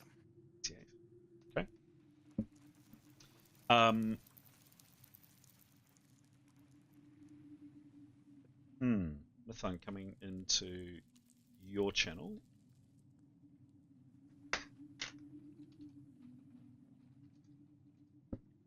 Mithun here as well. Well, actually, a bit further down, sorry. perhaps. Yeah, about here-ish. Okay. And Etienne was preparing before Ethanol moved. Yeah, got it. Thank you. Anything from Tarquin? Yes, so Tarquin, so is the light receding ahead of us that I can see on the map there, Chris? So you see one source of light here currently. Welcome to make a perception roll if you wish, or do something else. Whatever you want to do. Yeah, no, so he'll move forward and he'll move forward carefully. What's that, stalking, and will be perceiving as hard as he can. And what he's looking for are figures. Yep, cool. He's looking for something very specific. See if I can do this. Is it going to work? Right.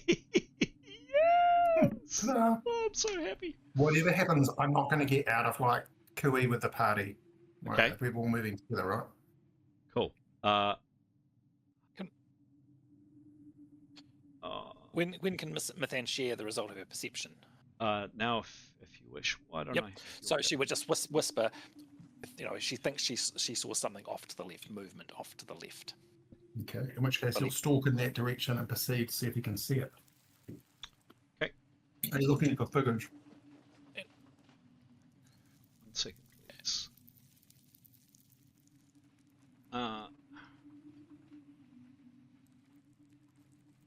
This is so annoying. Best laid plans and all of that. 1 second. There we go. Boom. Yes, yes, yes, yes, yes, yes, yes. That is Tarquin, not Mithun. Okay, let's get some order here, folks. Cool. So, let's do this.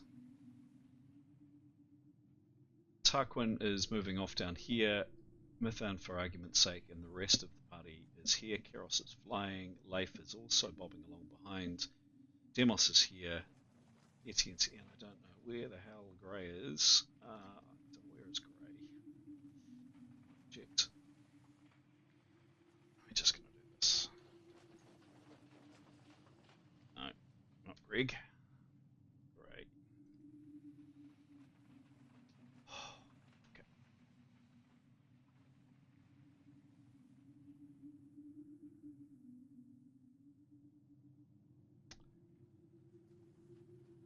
That's great. That's white. A white grey. Cool. Neathanol, you've come out to about here. Tarquin, you're moving down in this direction. Give me a stalk, please, Tarquin.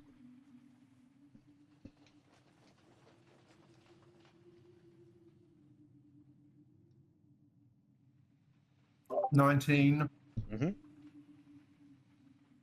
And his stalk and hide is 71. Cool.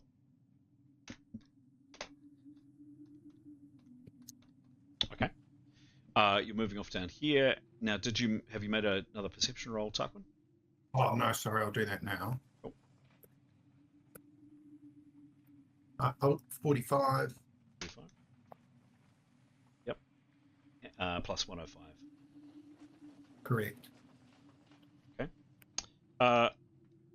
Okay. I've got something to share with you. Tarquin,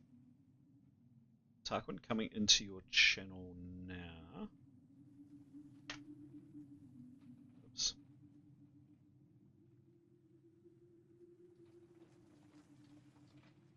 Not to interrupt you, but I'm ready to speak when there's a moment. Yes, no, I'm just coming to you just next. Absolutely. Just coming.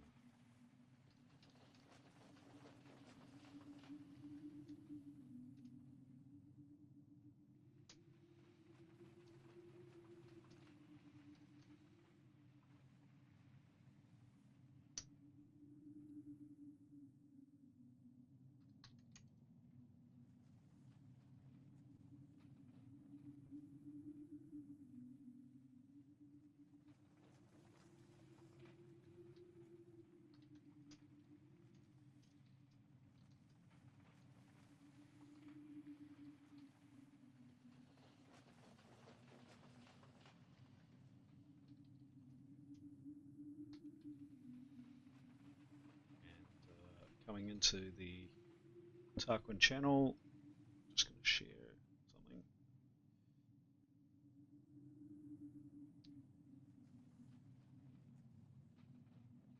Cool.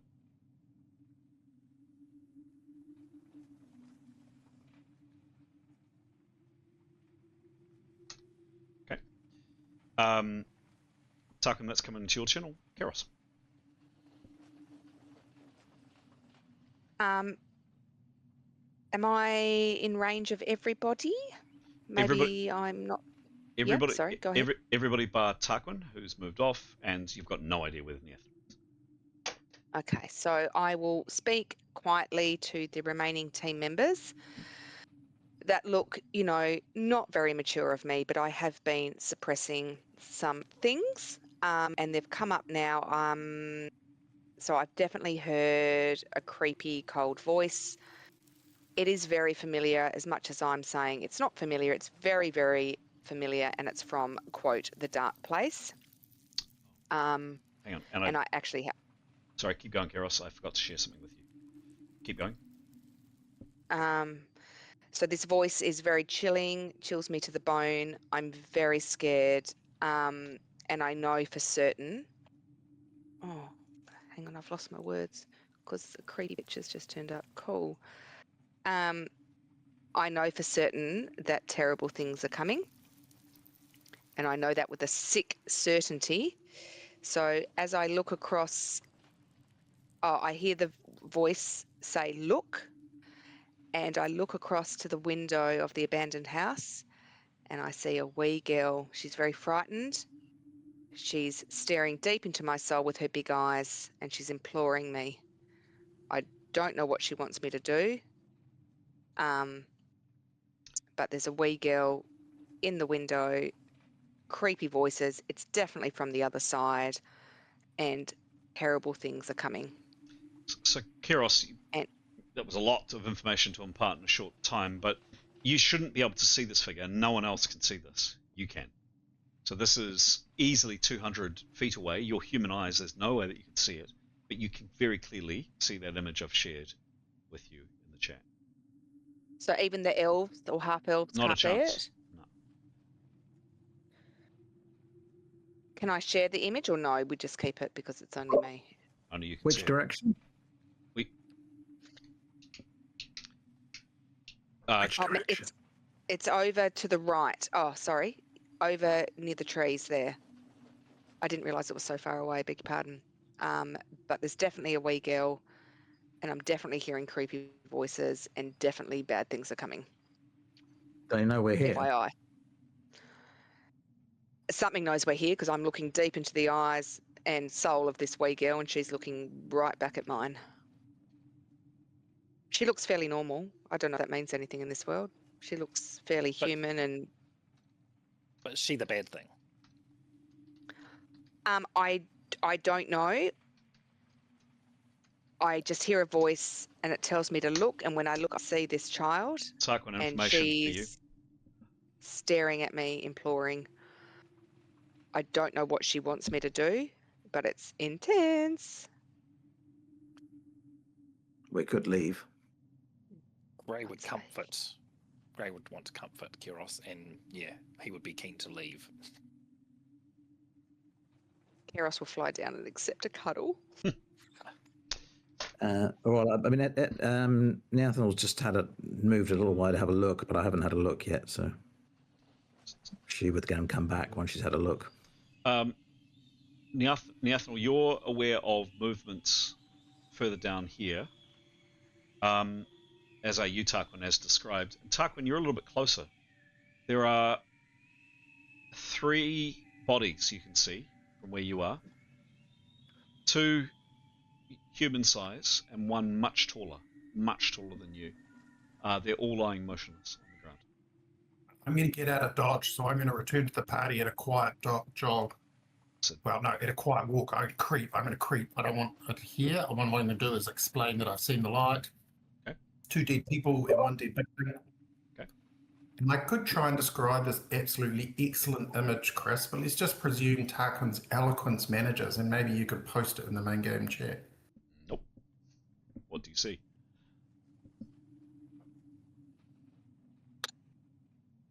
So I'll explain what I've seen down by the light, and I'll explain I've seen 3, they look like, childlike female figures with white eyes and no eyes, kind of wearing plain, shimmering blue clothes.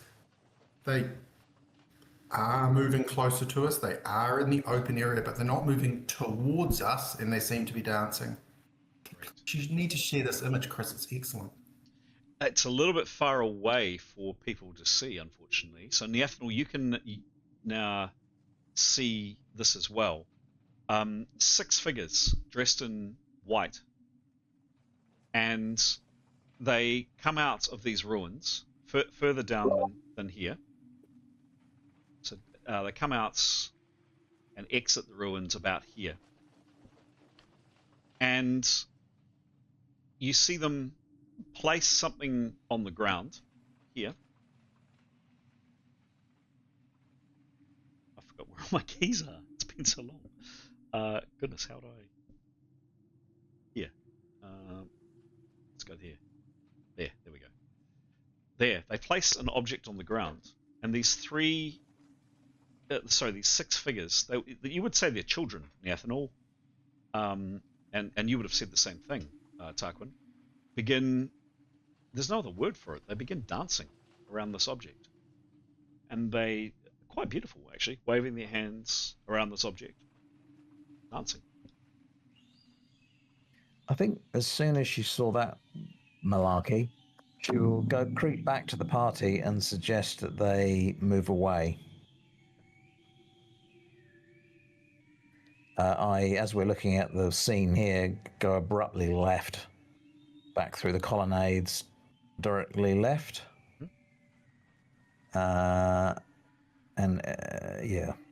Just explain what she's seen very briefly, but just usher them on. Assuming, what do people do? Happy to move away from creepy children, yeah. Okay. Yeah, me too. Chris, can I just far check? away? We've seen no one like this in our journey to date, have we? Yes, you have, actually. Similar figures when you first came in the gate at Tarak Nev. Okay, and I guess I'd pass that on to the party, right? Obviously, these are the... Yeah. You head back and you wait. You're peering out into the gloom for maybe 5 or so minutes. And Niathanel's coming out and checking occasionally. The strange figures stop after about 5 minutes, and then you see them, Niathanel, just drift off over here. Oh, sorry, I meant that we would move off in that direction. Yep. But you've kept an eye on them, and that's what you've seen. What are you doing?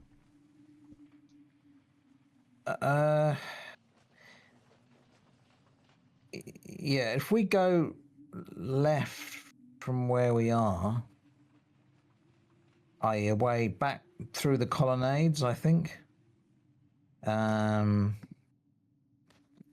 So we were on a yellow brick road, weren't we? And then we turned off it. Yeah, so what do you guys think if we, rather than moving towards that light, which I don't think is going to tell us anything, we can either follow those people, they just seem to be getting further away from us, or we turn left and go back through the colonnade and get to the path. What do you want to do? I think it's too dangerous to try and hurry to catch up. I mean, that other light's too far gone, right? The one that's moving with actual people. Yeah, we won't catch that one now. Correct. So I reckon I think we get out of the city. Actually. Yeah, so I reckon if we go back, turn left here.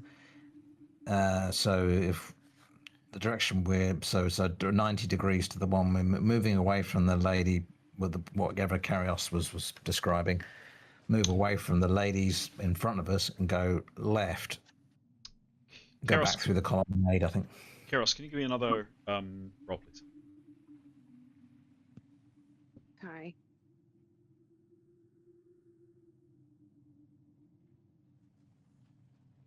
Oops, sorry. Big keys. Why isn't that? Oh no, it is letting me. A fancy new machine. 41. Nice. So I hadn't realised that you'd moved back through. Keros, you've moved back here, and you get to just beyond this colonnade, and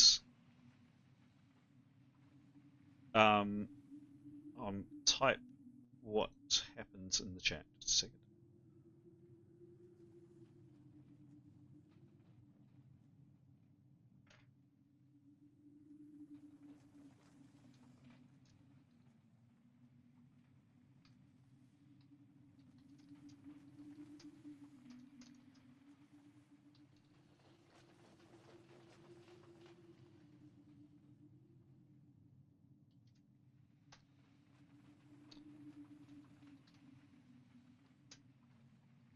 Coming.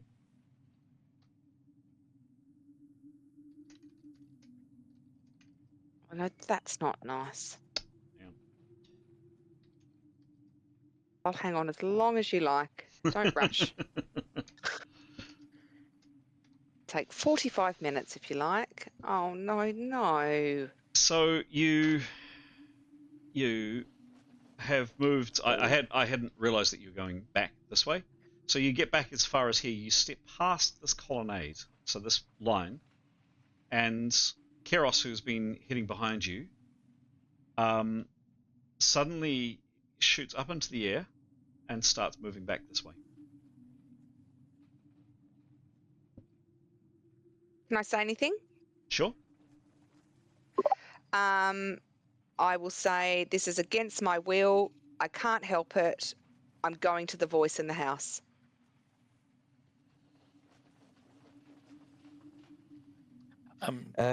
How high is off the ground is she? 75 foot.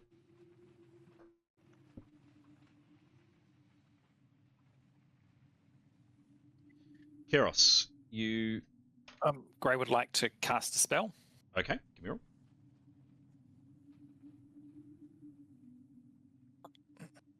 I'll give you it. So, Keros, you're 75 foot ahead.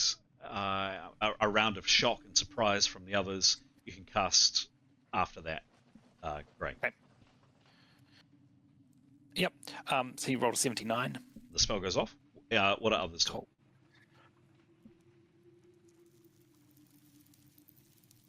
I'd want us to stay together and ideally not lose sight of Keros. Okay. Right.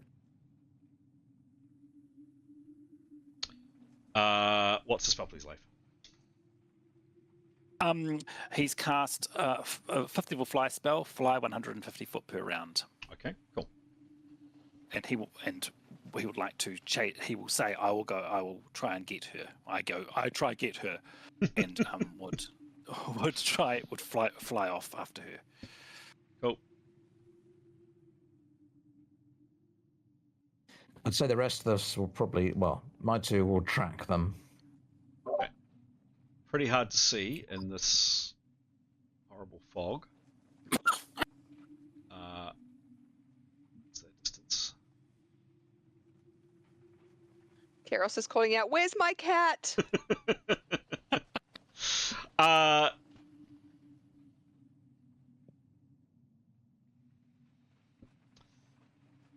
Gray, you catch up with Keros when she is about here. She had about 500 foot, perhaps.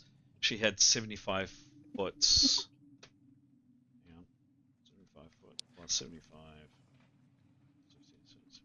So you catch up with her around about here. She is flying very determinedly there, and now, Leif, for the first time, you can see a small figure in the window of this house. So what was the distance? That's where you are. Let's check.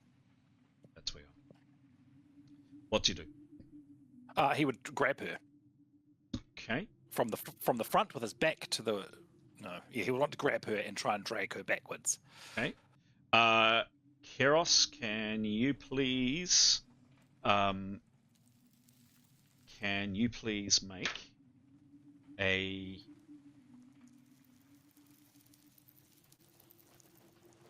roll, master? Sure.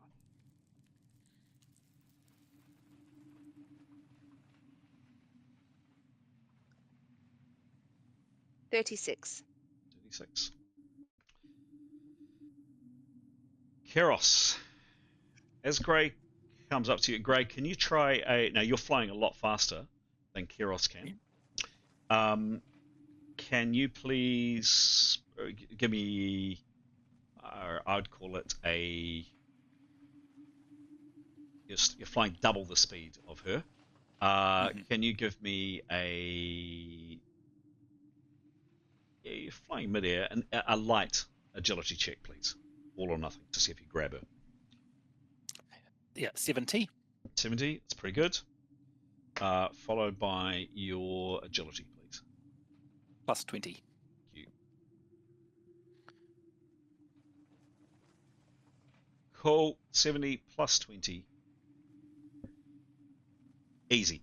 So you come up to Keros, and you grab her. Keros. Yes. Can you roll a? You like Grey a lot, so we're going to mitigate it to a shock bolt on Grey, please. Point blank range because he's touching you. Roll the attack. I consent to be grabbed though. Yeah, you do. 22.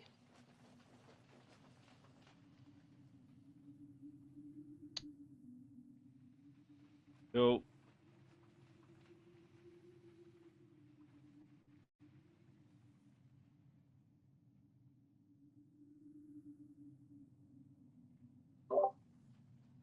Chris, can I just check how far away are the rest of the party? How far away is Tarkram from all this? Hang on a sec. Just let Sorry. me resolve this, Sorry. please. No DB. No shield. And there's a shot bolt. What? They're giving me a bonus for. Oh yeah. Plus 35. Grey. There is. You can't believe it's happening. You are utterly horrified.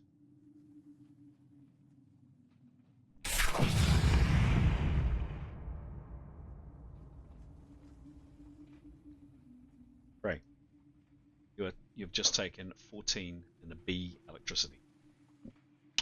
Keros, can you roll the B on Grey, please?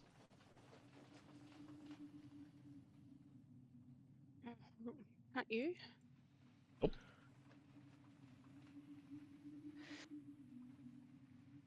Oh, 40.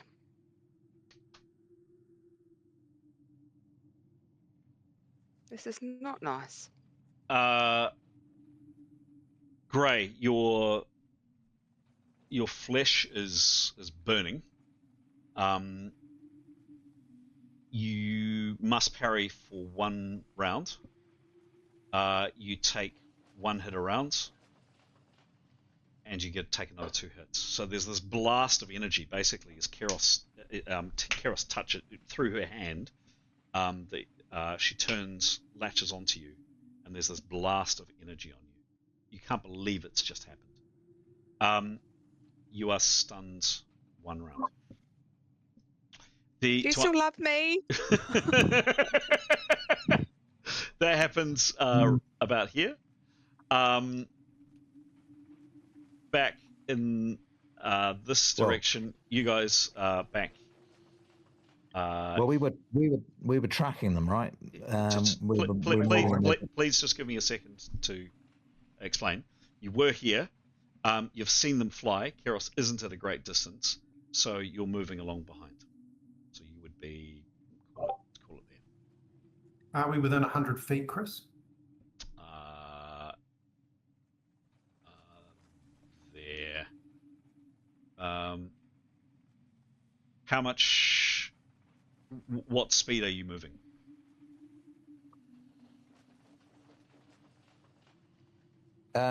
Well, Etienne would be running as fast as he needs to move to get within 100 feet of her. Yeah, Okay. so would Tarquin. And when he Okay. gets within 100 feet, he'd prep and cast. Okay. And Etienne will snap cast when he gets within 100 feet. Okay. So, running. What's his base movement rate, please?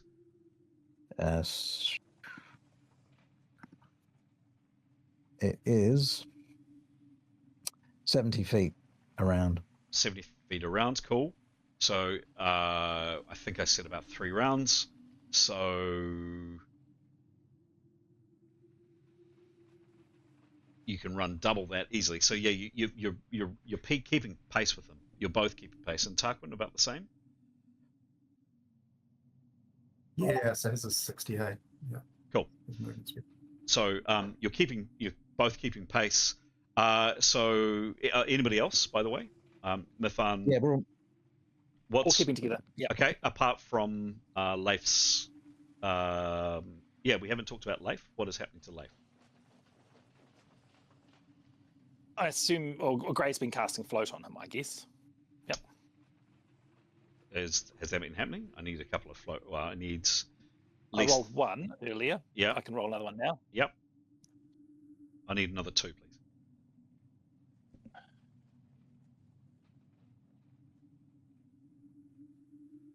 Yeah, 5 and a 55. Okay, great. So you leaves Leif's defenseless body where, please? Attached to Tarquin's pack, which is attached to Tarquin, I assume.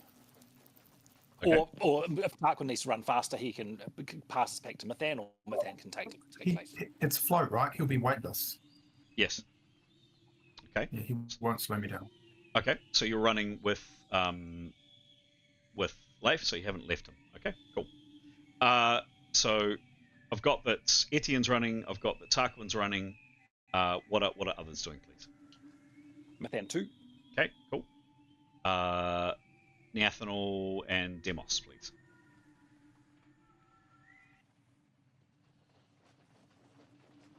Demos has been played by you, Alex. Yeah, I was going to say Demos is probably doing a whole load of nothing, right? You tell me. Is he still a balloon? What happened to him last time? No. I forget I'm playing him. Demos is fully functional. Oh, well, he better move with the party. Mm-hmm. Okay. I wish it was a balloon. It'd be much easier. But anyway, yeah. And Neathana will move without becoming visible, so she will jog. Okay, so she is quite some way behind. Okay, great. So you get up within 100 foot of... Hey, Aiden! Hello! Hello. Hello! Sorry I'm so late. No problem. Do you want the good news or the bad news? Good news. Good news is we're all here together, and it's wonderful to see Giles, and we're having a jolly old time in Tarak Nev. That's the good news. Yep. Wonderful. Do you want to hear the bad news? Please. Keros has just shock bolted you. Oh, who's me? Oh yeah, good point. Gray, her beloved. Oh, but I wasn't here, so I didn't die. Should I log off? It's accidental, and we're still in love. It's okay. You're just getting him back for that time that he lost his mind and swung an axe at you or something. There you go. Was it the same place as well? There you go.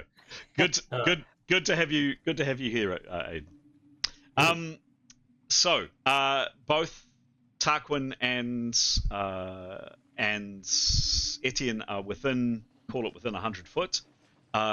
Gray is motionless above you. He's still flying, I guess, but he must parry, so he has dropped Keros. He can't hold on to her. He must parry this round. He is with Keros is within 100 foot of you, Etienne. Yeah, he'd like to snap cast, please. Sure thing. Give me a roll. So first of all, he'll need to transcend. Yes, please. Oh no, he won't. It's the first of the day, isn't it? You tell me. Well, first since we started the game, and I believe we rested last time. Yeah. Yes. Yeah. So you'd like to cast Give me a roll, please. 74. Good roll. Mm. Minus 30. Cool. And what's the spell? The spell is. Hang on, I'll read it. Hold kind. Humanoid target is held to 25% of normal action. Cool. Okay. Yep. What is your level, please? My level is 9. Yeah, and Keros is 10. Keros, could you? Sorry, I should say the duration. I've got to concentrate to hold it. Yeah, got it. Keros, can you please make a channeling resistance roll? Okay. Fail. That was the voice. Please. Right, that's the voice telling me to fail. 44, and what's my little number? Got any minus? Got any what? Minuses. No, I've got a plus 25 to channeling resistance. Oh, bugger that. Keros keeps moving, and some information coming into your channel, Etienne. In a second. Nothing.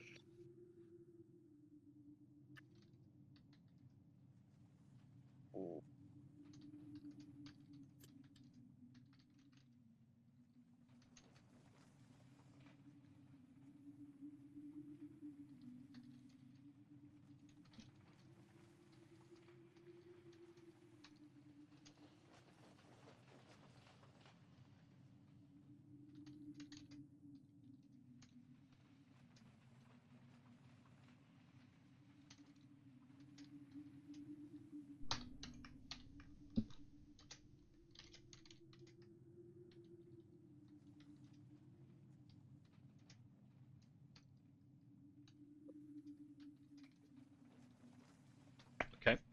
I'm afraid we really should be going into rounds, but that's what happens. Tarquin, you also within 100 foot. What are you doing, please? So he's going to prep and cast Confusion on Karios. So you can't prep and cast in a round. So we are in rounds, are we? Yes, we are in rounds. Sorry. Yep. Yeah, I was going through rough breakdowns of rounds in my head. So you get up to Keros. Okay, fine, that's fine. In which case, he can see what's happening. Yep. Can you just show me again on the map where Karios is and where we all are? Sure.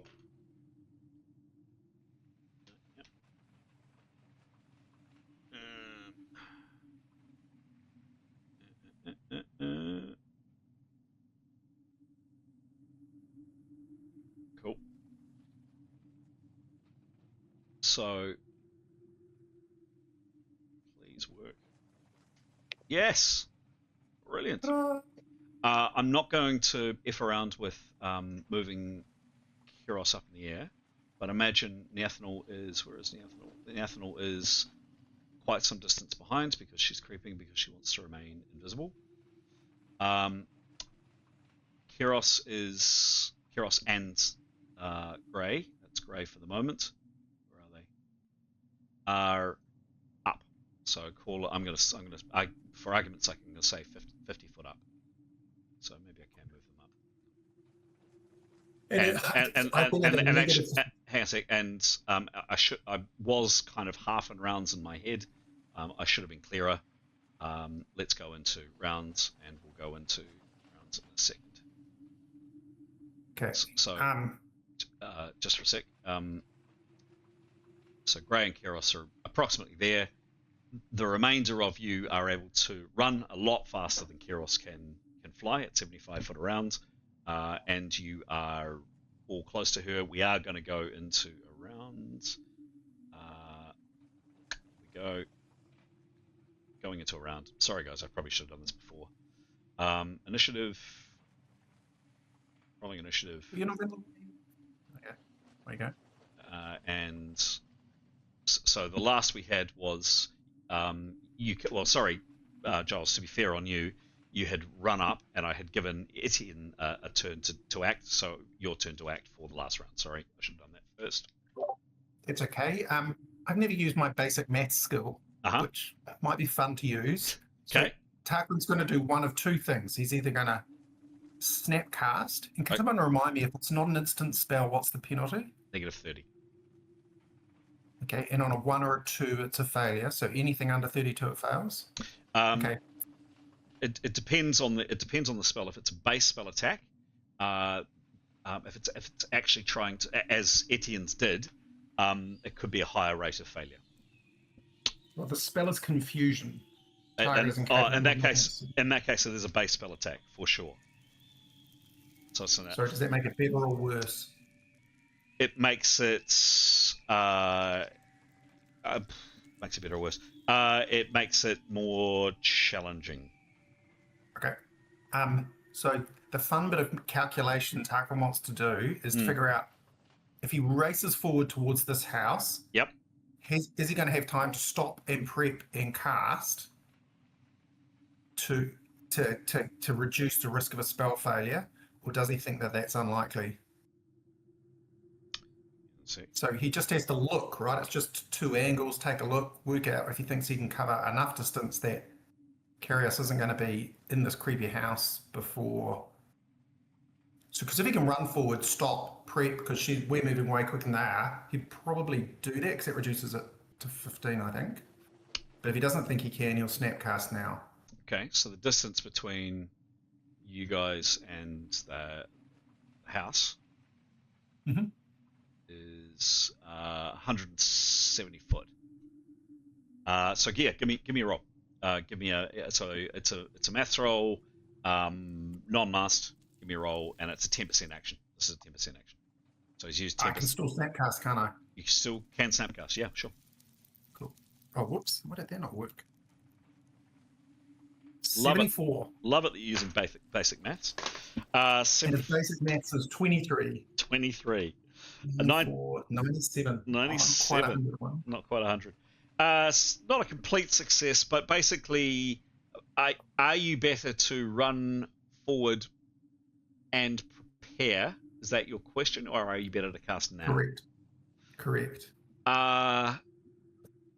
You think Keros would still be within range in 100 foot because he's only traveling 75 foot around. If you stayed where you were for 1 round, you would cast within 75 foot, and you could prepare 1 round where you are. So you'd have to. So I can stay, prep, and she'd still be in range. Correct. Next round. Cool. In that case, thank you very much, Chris. Yay! And I got to use a skill I never used before. I will do that. I'll prep with the rest of my 90%. Excellent. Thank you.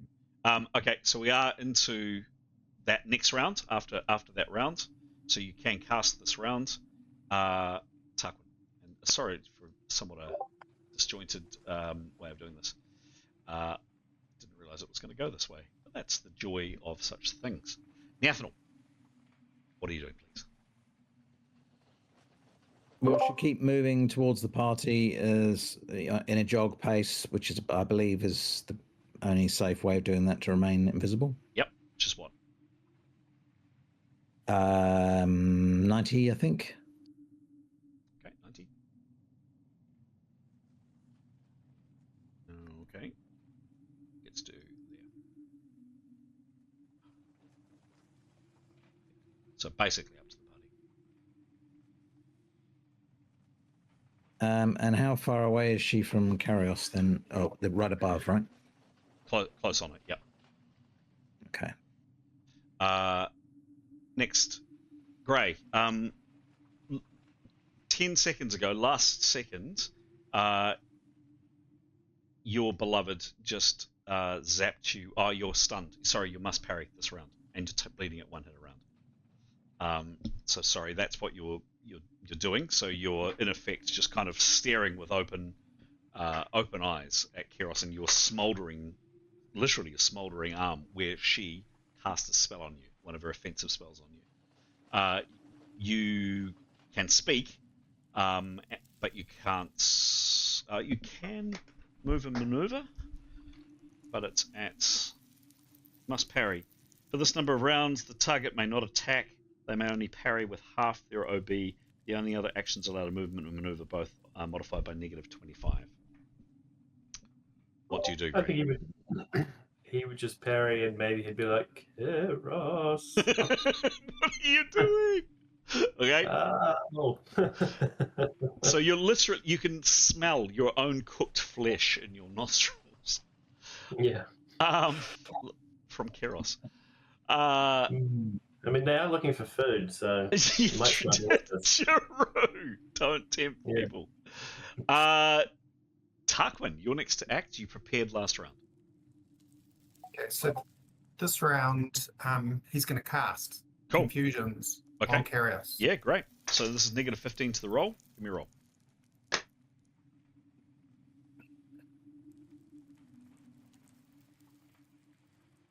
"14, gesticulating, shouting."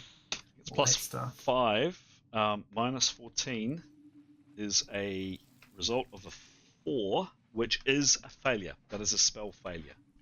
I thought spell failure was 1 or 2. No. So, yes. So,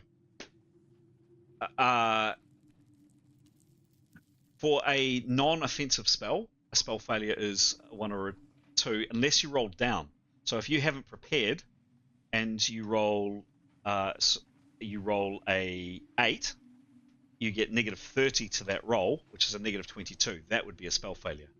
In this case, you rolled 14 plus 5 for gesticulation for a mentalist user. I don't think you have base spells.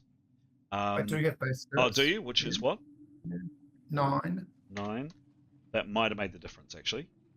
-15, because you prepared 1 round, is a 13. So that is not a spell failure. But it is a +60 to Keros's resistance roll. What level are you? I want Keros to roll really, really badly. Is that right? You do. What level are you? I'm level 9. Level 9, cool. And with Keros, you're level 10. Can you get +60 on this roll, Keros? Give me a roll, please. You can minus it if you like by mistake, Alex. Let me roll a minus dice. Oops, that's not right. Okay. Oh, 50. 50, which is actually what you needed to make the roll, and then if you add 60 on top of that, it's 110. Giles, some information coming into your chat too.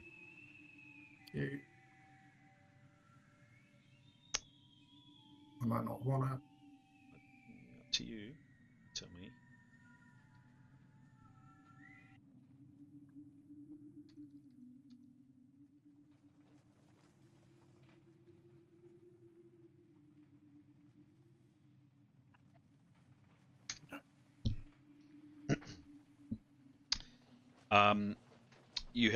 You'd cast a spell. You have 25% left to act. I'm going to run forward as fast as I can. Cool. So what is, call it ×2, that you can do? Okay, that's a good question. Hang on a second. Of 25%. So what is 25%? Yeah, I know. So Yep. Okay, so 26. Because that can cover 26 feet. 26 feet. Thank you. Thank you for calculating that. Gets to there. Thank you. That's Mithan. That's Tarquin. A little bit further ahead. There you go.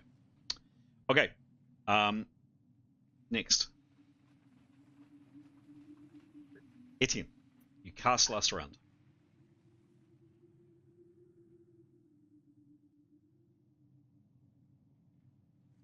Sorry, Etienne, did you say? Yes. Yes. I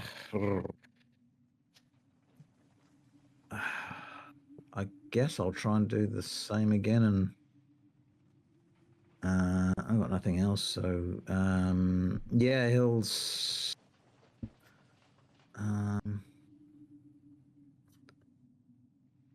There's nothing there, is there? Yeah, I guess he'll repeat and just see if he rolls better. I guess. Sure thing. Nothing Now, else he can this do. is, however, armor. Yeah. Armor check. So he's 78. That's a pass. Great. No prep. Give me a roll, please. 90. 90. Good roll. He doesn't have base spells. He's very good looking, though. He is very good looking. He is very good looking. Negative 30 because of no prep. I think that's the only mods. Yes. He'll obviously do his dancing and prancing and Okay. So plus. yeah, break, body popping, whatever he needs. Yep, which is plus 5 because you don't have a free hand. That's what we determined. Pete, from last time, correct? Not. Yep. You need a free. No, you need a free hand. Correct. You need two. Yeah. Two free hands to gesticulate. So he gets the plus 5 for yelling. So you're yelling. You do want to yell just to check. I guess others have been yelling, so I guess you're yelling. No, he gets plus. He gets. Yeah, plus 5. Yes. Keros, so that was a much better roll. You get plus negative 20 on this roll. You need to beat. You are 9th level, going after a 10th level, which I think I'm 10th level. Yes, correct. So 9th level is Etienne on Oh, you. beg your pardon. On which you need to beat. Roll a 2. Sorry, give me a roll, please. Roll a 2. Roll a 2. It's going to be a 2. 0, 2, 0, 2, 0, 2. 34. 34 plus 20. 25, you said? Yes, for channeling. Minus 20.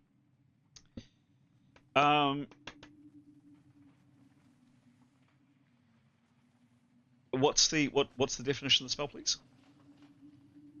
Reduces. I'll read it. Restricts humanoid target is held 25% of normal action. Okay, cool. So, what I would like you to do, please, Etienne, is to roll a self-discipline check. Give me a roll. 5. 5. Okay. Some information coming into your chat.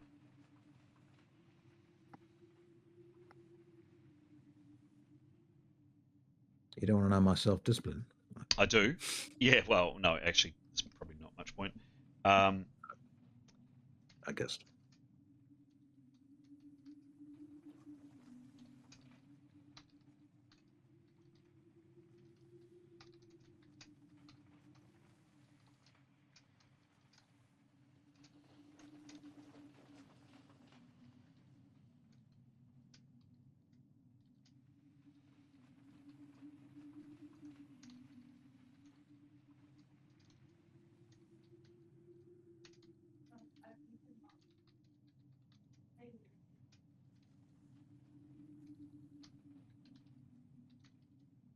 I'm roll. So, Keros. Well, no, we'll get to Keros in a second. 25% left to act, Etienne. Well, does he feel that he has slowed her? Somewhat. Okay. Well, he'll try and the spell. Yeah, he'll just concentrate on the spell and slower action. Okay, cool. Cool. Next is Mifan. Mithan would like to move towards the house very bravely. Okay. She'd like to stop within 100 foot of the house, please. Okay. She moves at 81 foot per round, although that doesn't seem right. It's 100 foot. 100 foot. Yep. Your character, you tell me what her base Yep. movement So is. she moves at 80. Well, says 81. Well, she can get there this round, but she won't have anything left to prepare. So she'll move up to 100 foot, up to within 100 foot of the house. Okay. Please. She does see, as some of you can make out, a figure, a small figure in the window here. Yeah. Okay. Cool. Thank you. Yeah. What's the distance again? That's 100 foot there. You know, she'll still have 30% left action, I'm pretty sure. For perception roll. Yeah, give me a roll. Yeah. It just feels wrong to finish a round without using your without using 100%. What good? What is this? 94. 94. Not. Again, I can't believe it. No. You've rolled 90, 96, 96, 97, and 94. Nice rolling, Mifan. What is your perception, please? 88. Cool. Yeah, something in your channel. Cool. Will she have a chance to act on that with 3 words? 3 words, yeah.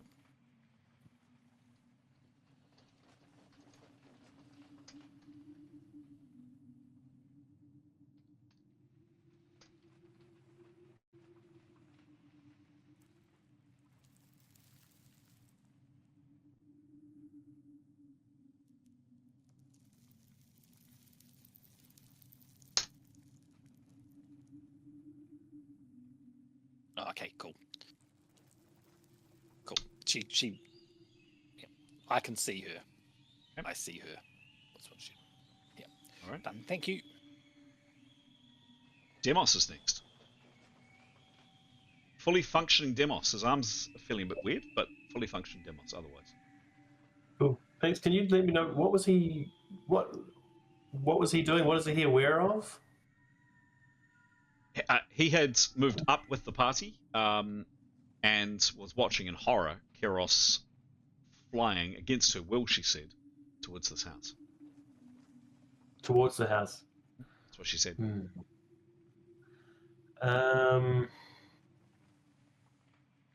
He's got no magic, and I don't think he wants to throw a spear at Keros.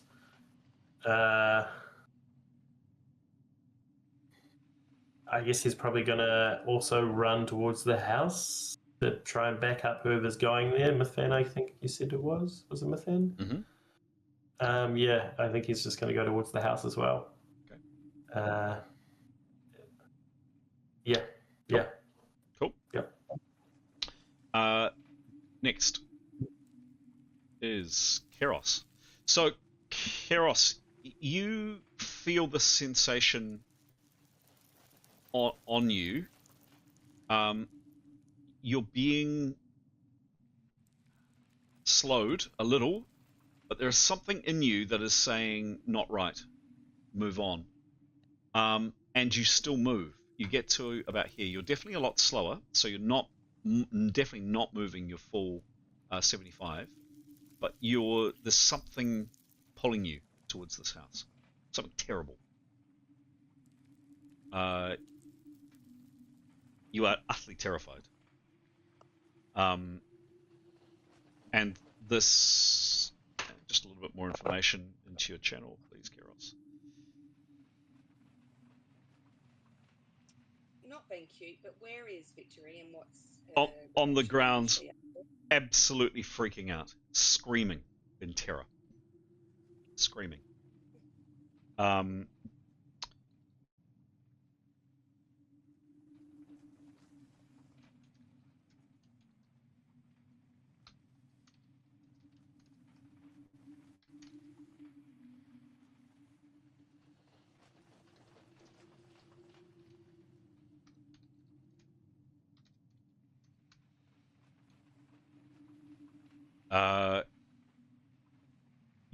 Yes, that's your action, Keros, other than 3 words. If you want them. Or not. Sorry, I'm sorry, still working out my very nice shiny top. 3 words. We both terrified. Okay.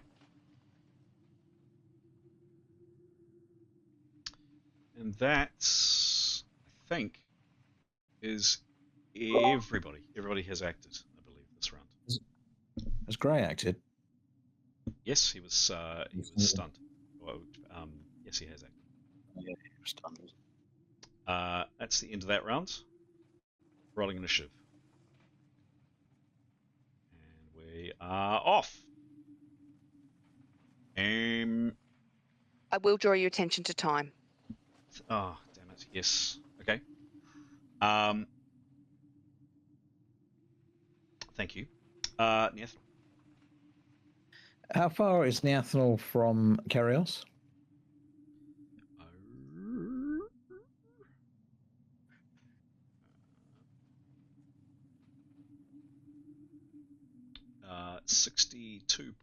65.2 feet. Okay. She will move forward as far as she can. So a jog, so it's 90 foot. Yep.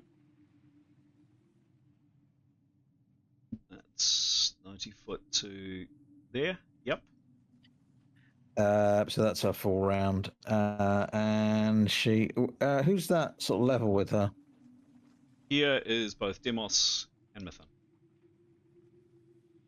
Okay. She'll say, casting holding bands. Okay. Don't know if that's useful, but you know. Cool. Great. You can still smell your cooked flesh on your arm, courtesy of being blasted by your beloved. You are now, however, fully operational, and you can fly at 150 foot around, much faster than Keros. Okay. I think he probably. I'm guessing because Keros isn't in charge, he probably doesn't want to touch her. Or restrain her, I'm guessing. So, I don't know. I'm just trying to think what she would do. He would do. I think he'd probably just hold for now, but maybe be slightly further away from her.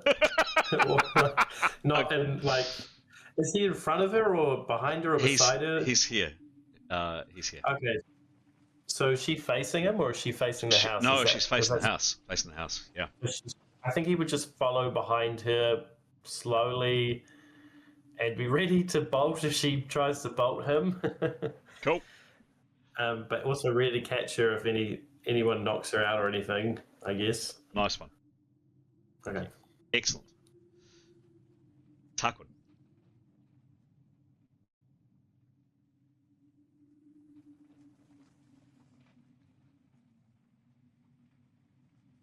Mute there, Giles. Sorry, which little person is me? Okay, and I must be about 150 feet from the house? Yes. Because Mythana is 100 feet from the house, right? 144, yes.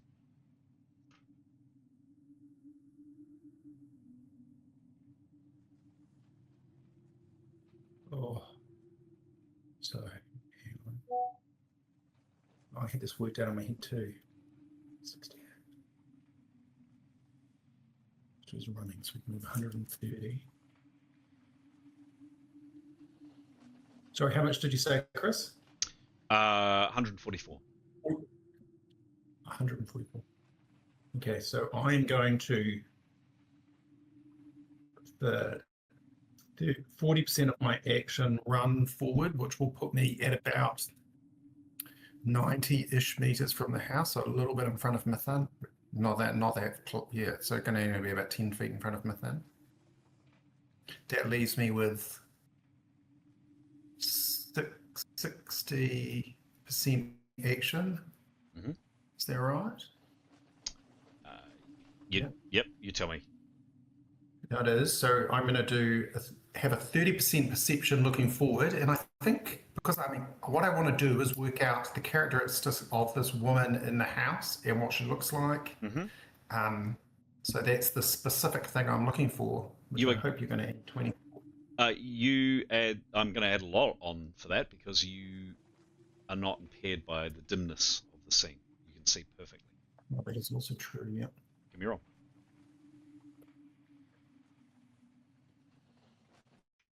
53, 105. 3. Cool. 3 masks. Cool. Info coming into your chat.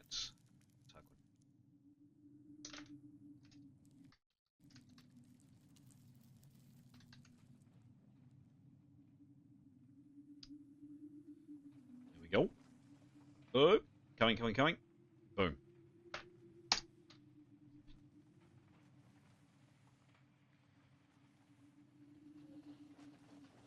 Okay, so I'm left with 30% of my action. Is that correct?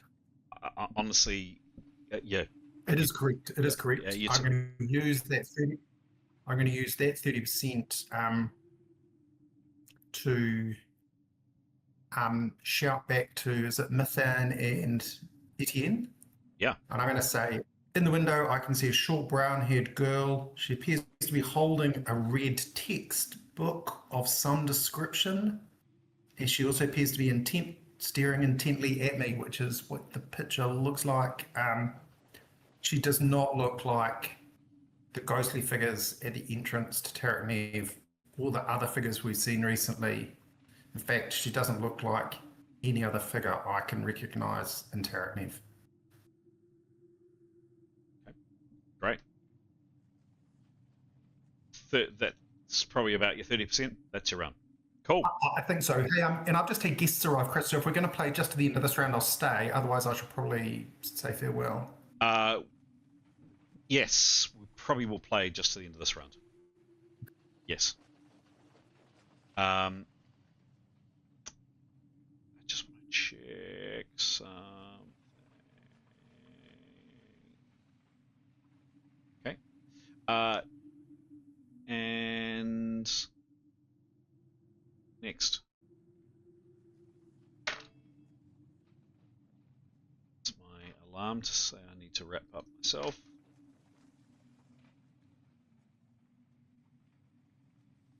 Demos.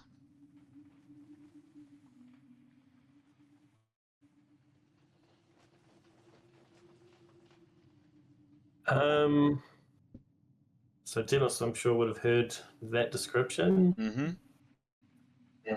I guess he would keep going towards the house. Okay. Yep. How far? Yep.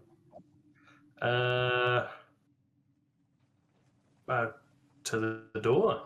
To the door? Potentially. Yep. Yes. Okay. Yes, he would. He would be going there. Okay. What is the distance? It's 95 foot. He would. I think he'd have to run or something, wouldn't he, to get there? So what's his? Yes. He's right. Okay. So he's jogging or running to get there. Okay. He gets to the door. Yep. Of this thing. Great. Cool. Okay. Cool. He's got Jamie Lynn out as well. Cool. Keros, can you make a roll, please? And I'm just gonna sit tight on this. Like one. what sort of role? An interesting Big one. roll or medium roll?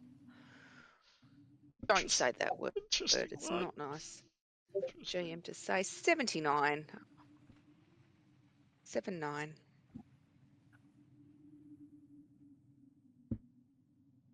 Interesting.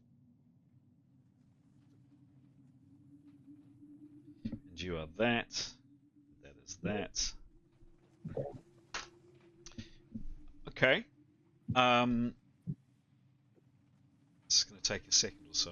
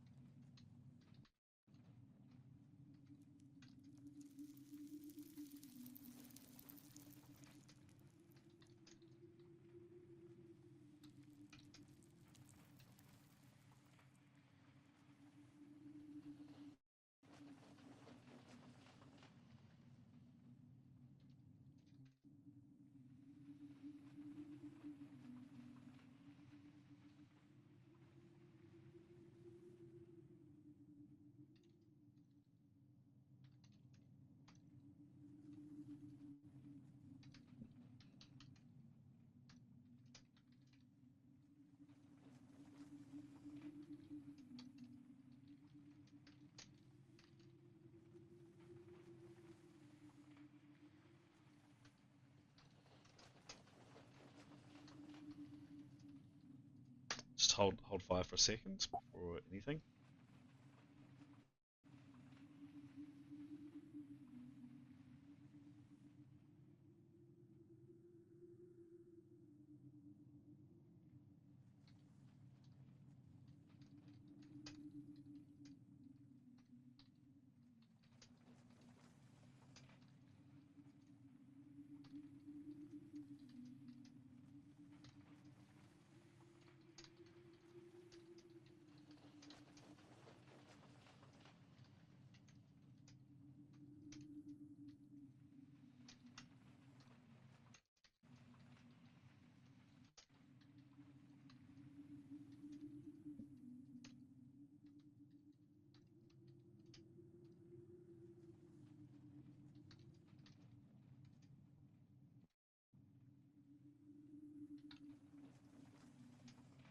Okay.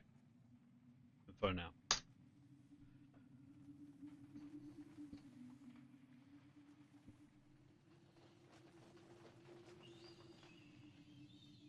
Can I share, please?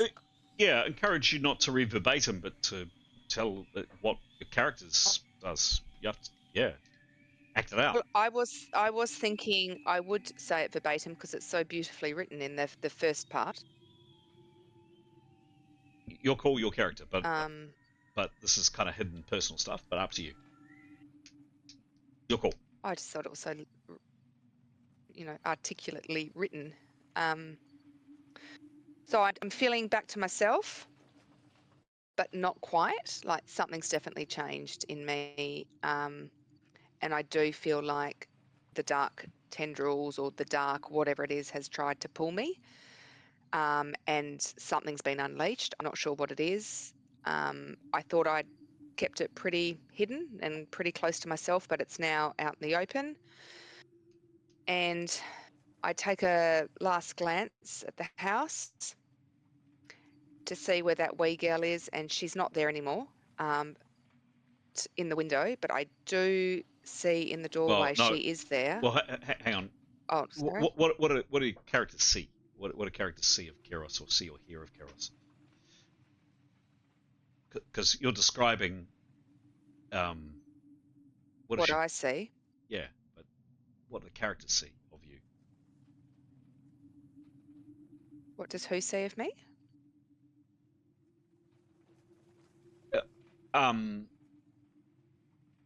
You're describing this verbatim, but we're playing out a scene. What do the characters see and hear Keros do and react?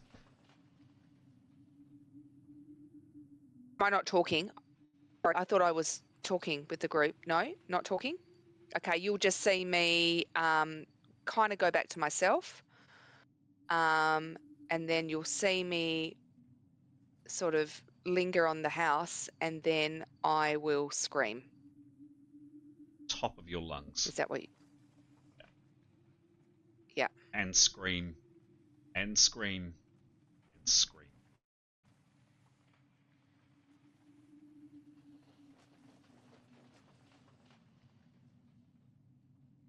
Yes. Thank you. The end. It's probably Keros's round. Etienne. He'll move. Well, he'll keep pace with. He's concentrating, but for the rest of for the other 50%, he'll move. So he's keeping pace with her. You've now got complete control. So whatever was there had gone. Whatever that thing was, that spell is now working. You're controlling 25% of Keros. Well, he'll hold a. Well, he'll stop her acting, but he will say, "Karios, can you fly down to me?"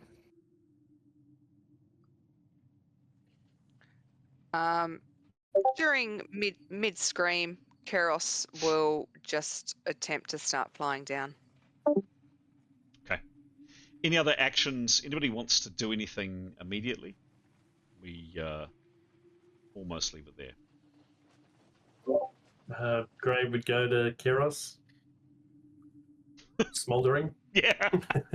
In more ways than one. More ways than one.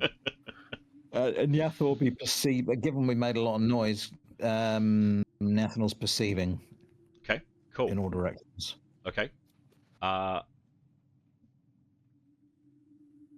just have a look. Yeah. For a sec. Looking to move the party on. Mathan too, but she especially wants to look at the house. Okay, cool. Oh, okay.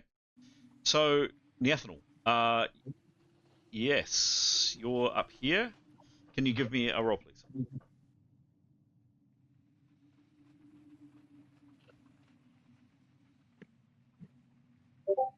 $70 plus 9, whatever it was. 86. Cool. And Mithan, please. Oh, well, looking at the house, does she see anything? Does she see the figure's gone? Yes, the figure. Sorry, I should have said yes. The figure is gone.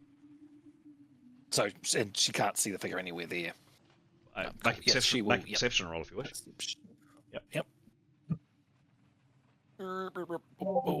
86. 86. Sure thing. And your bonus, please, Pete. 88. Information coming into Mithan's channel now.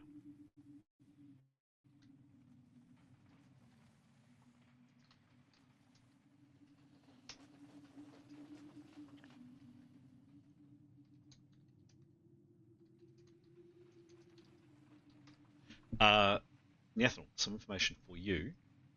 Staring around, and then looking in this direction and over here. Very good roll.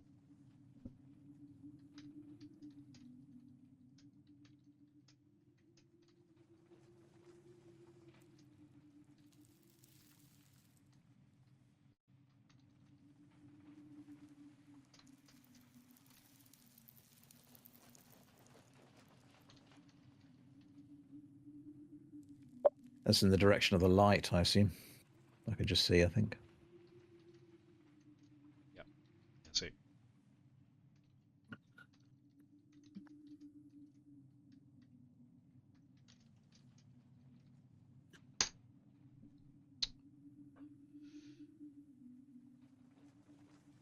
What do people do?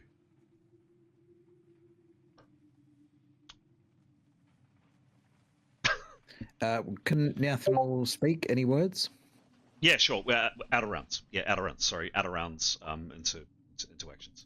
Yes, sorry. She said one of the three figures back at the light is sitting up. Suggest we go there now. Yep. Yes.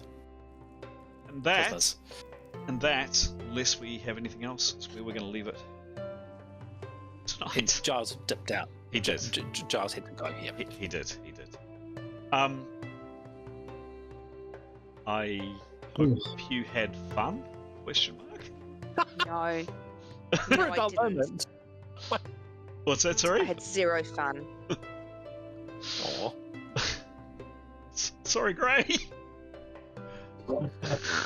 Hey, he's just a bit crispy. He's fine. Your beloved just zapped you.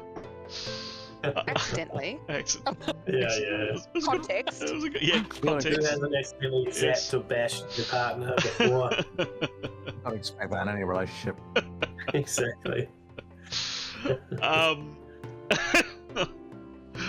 Goodness me. was very curious to see where that was going to go, and that's where that went. God. So Okay. did Karios overcome then? Is that what happened there? I don't know. Ish. Let's see what happens. She's feeling more herself. I'm still holding you, by the way. Yep. No. Nice touch. I have to say, much more preferable to do it that way than Mathan's plan, which was to shoot her and hope she passed out from taking damage. Just shoot her down. Probably kinda. Oh dear. That's extreme measures, that is. Well, it's just where we're at. It's just reflective of the mindset. Yeah. Just shoot her. If in doubt, shoot her with a bow. Stopping the recording on that. Fantastic.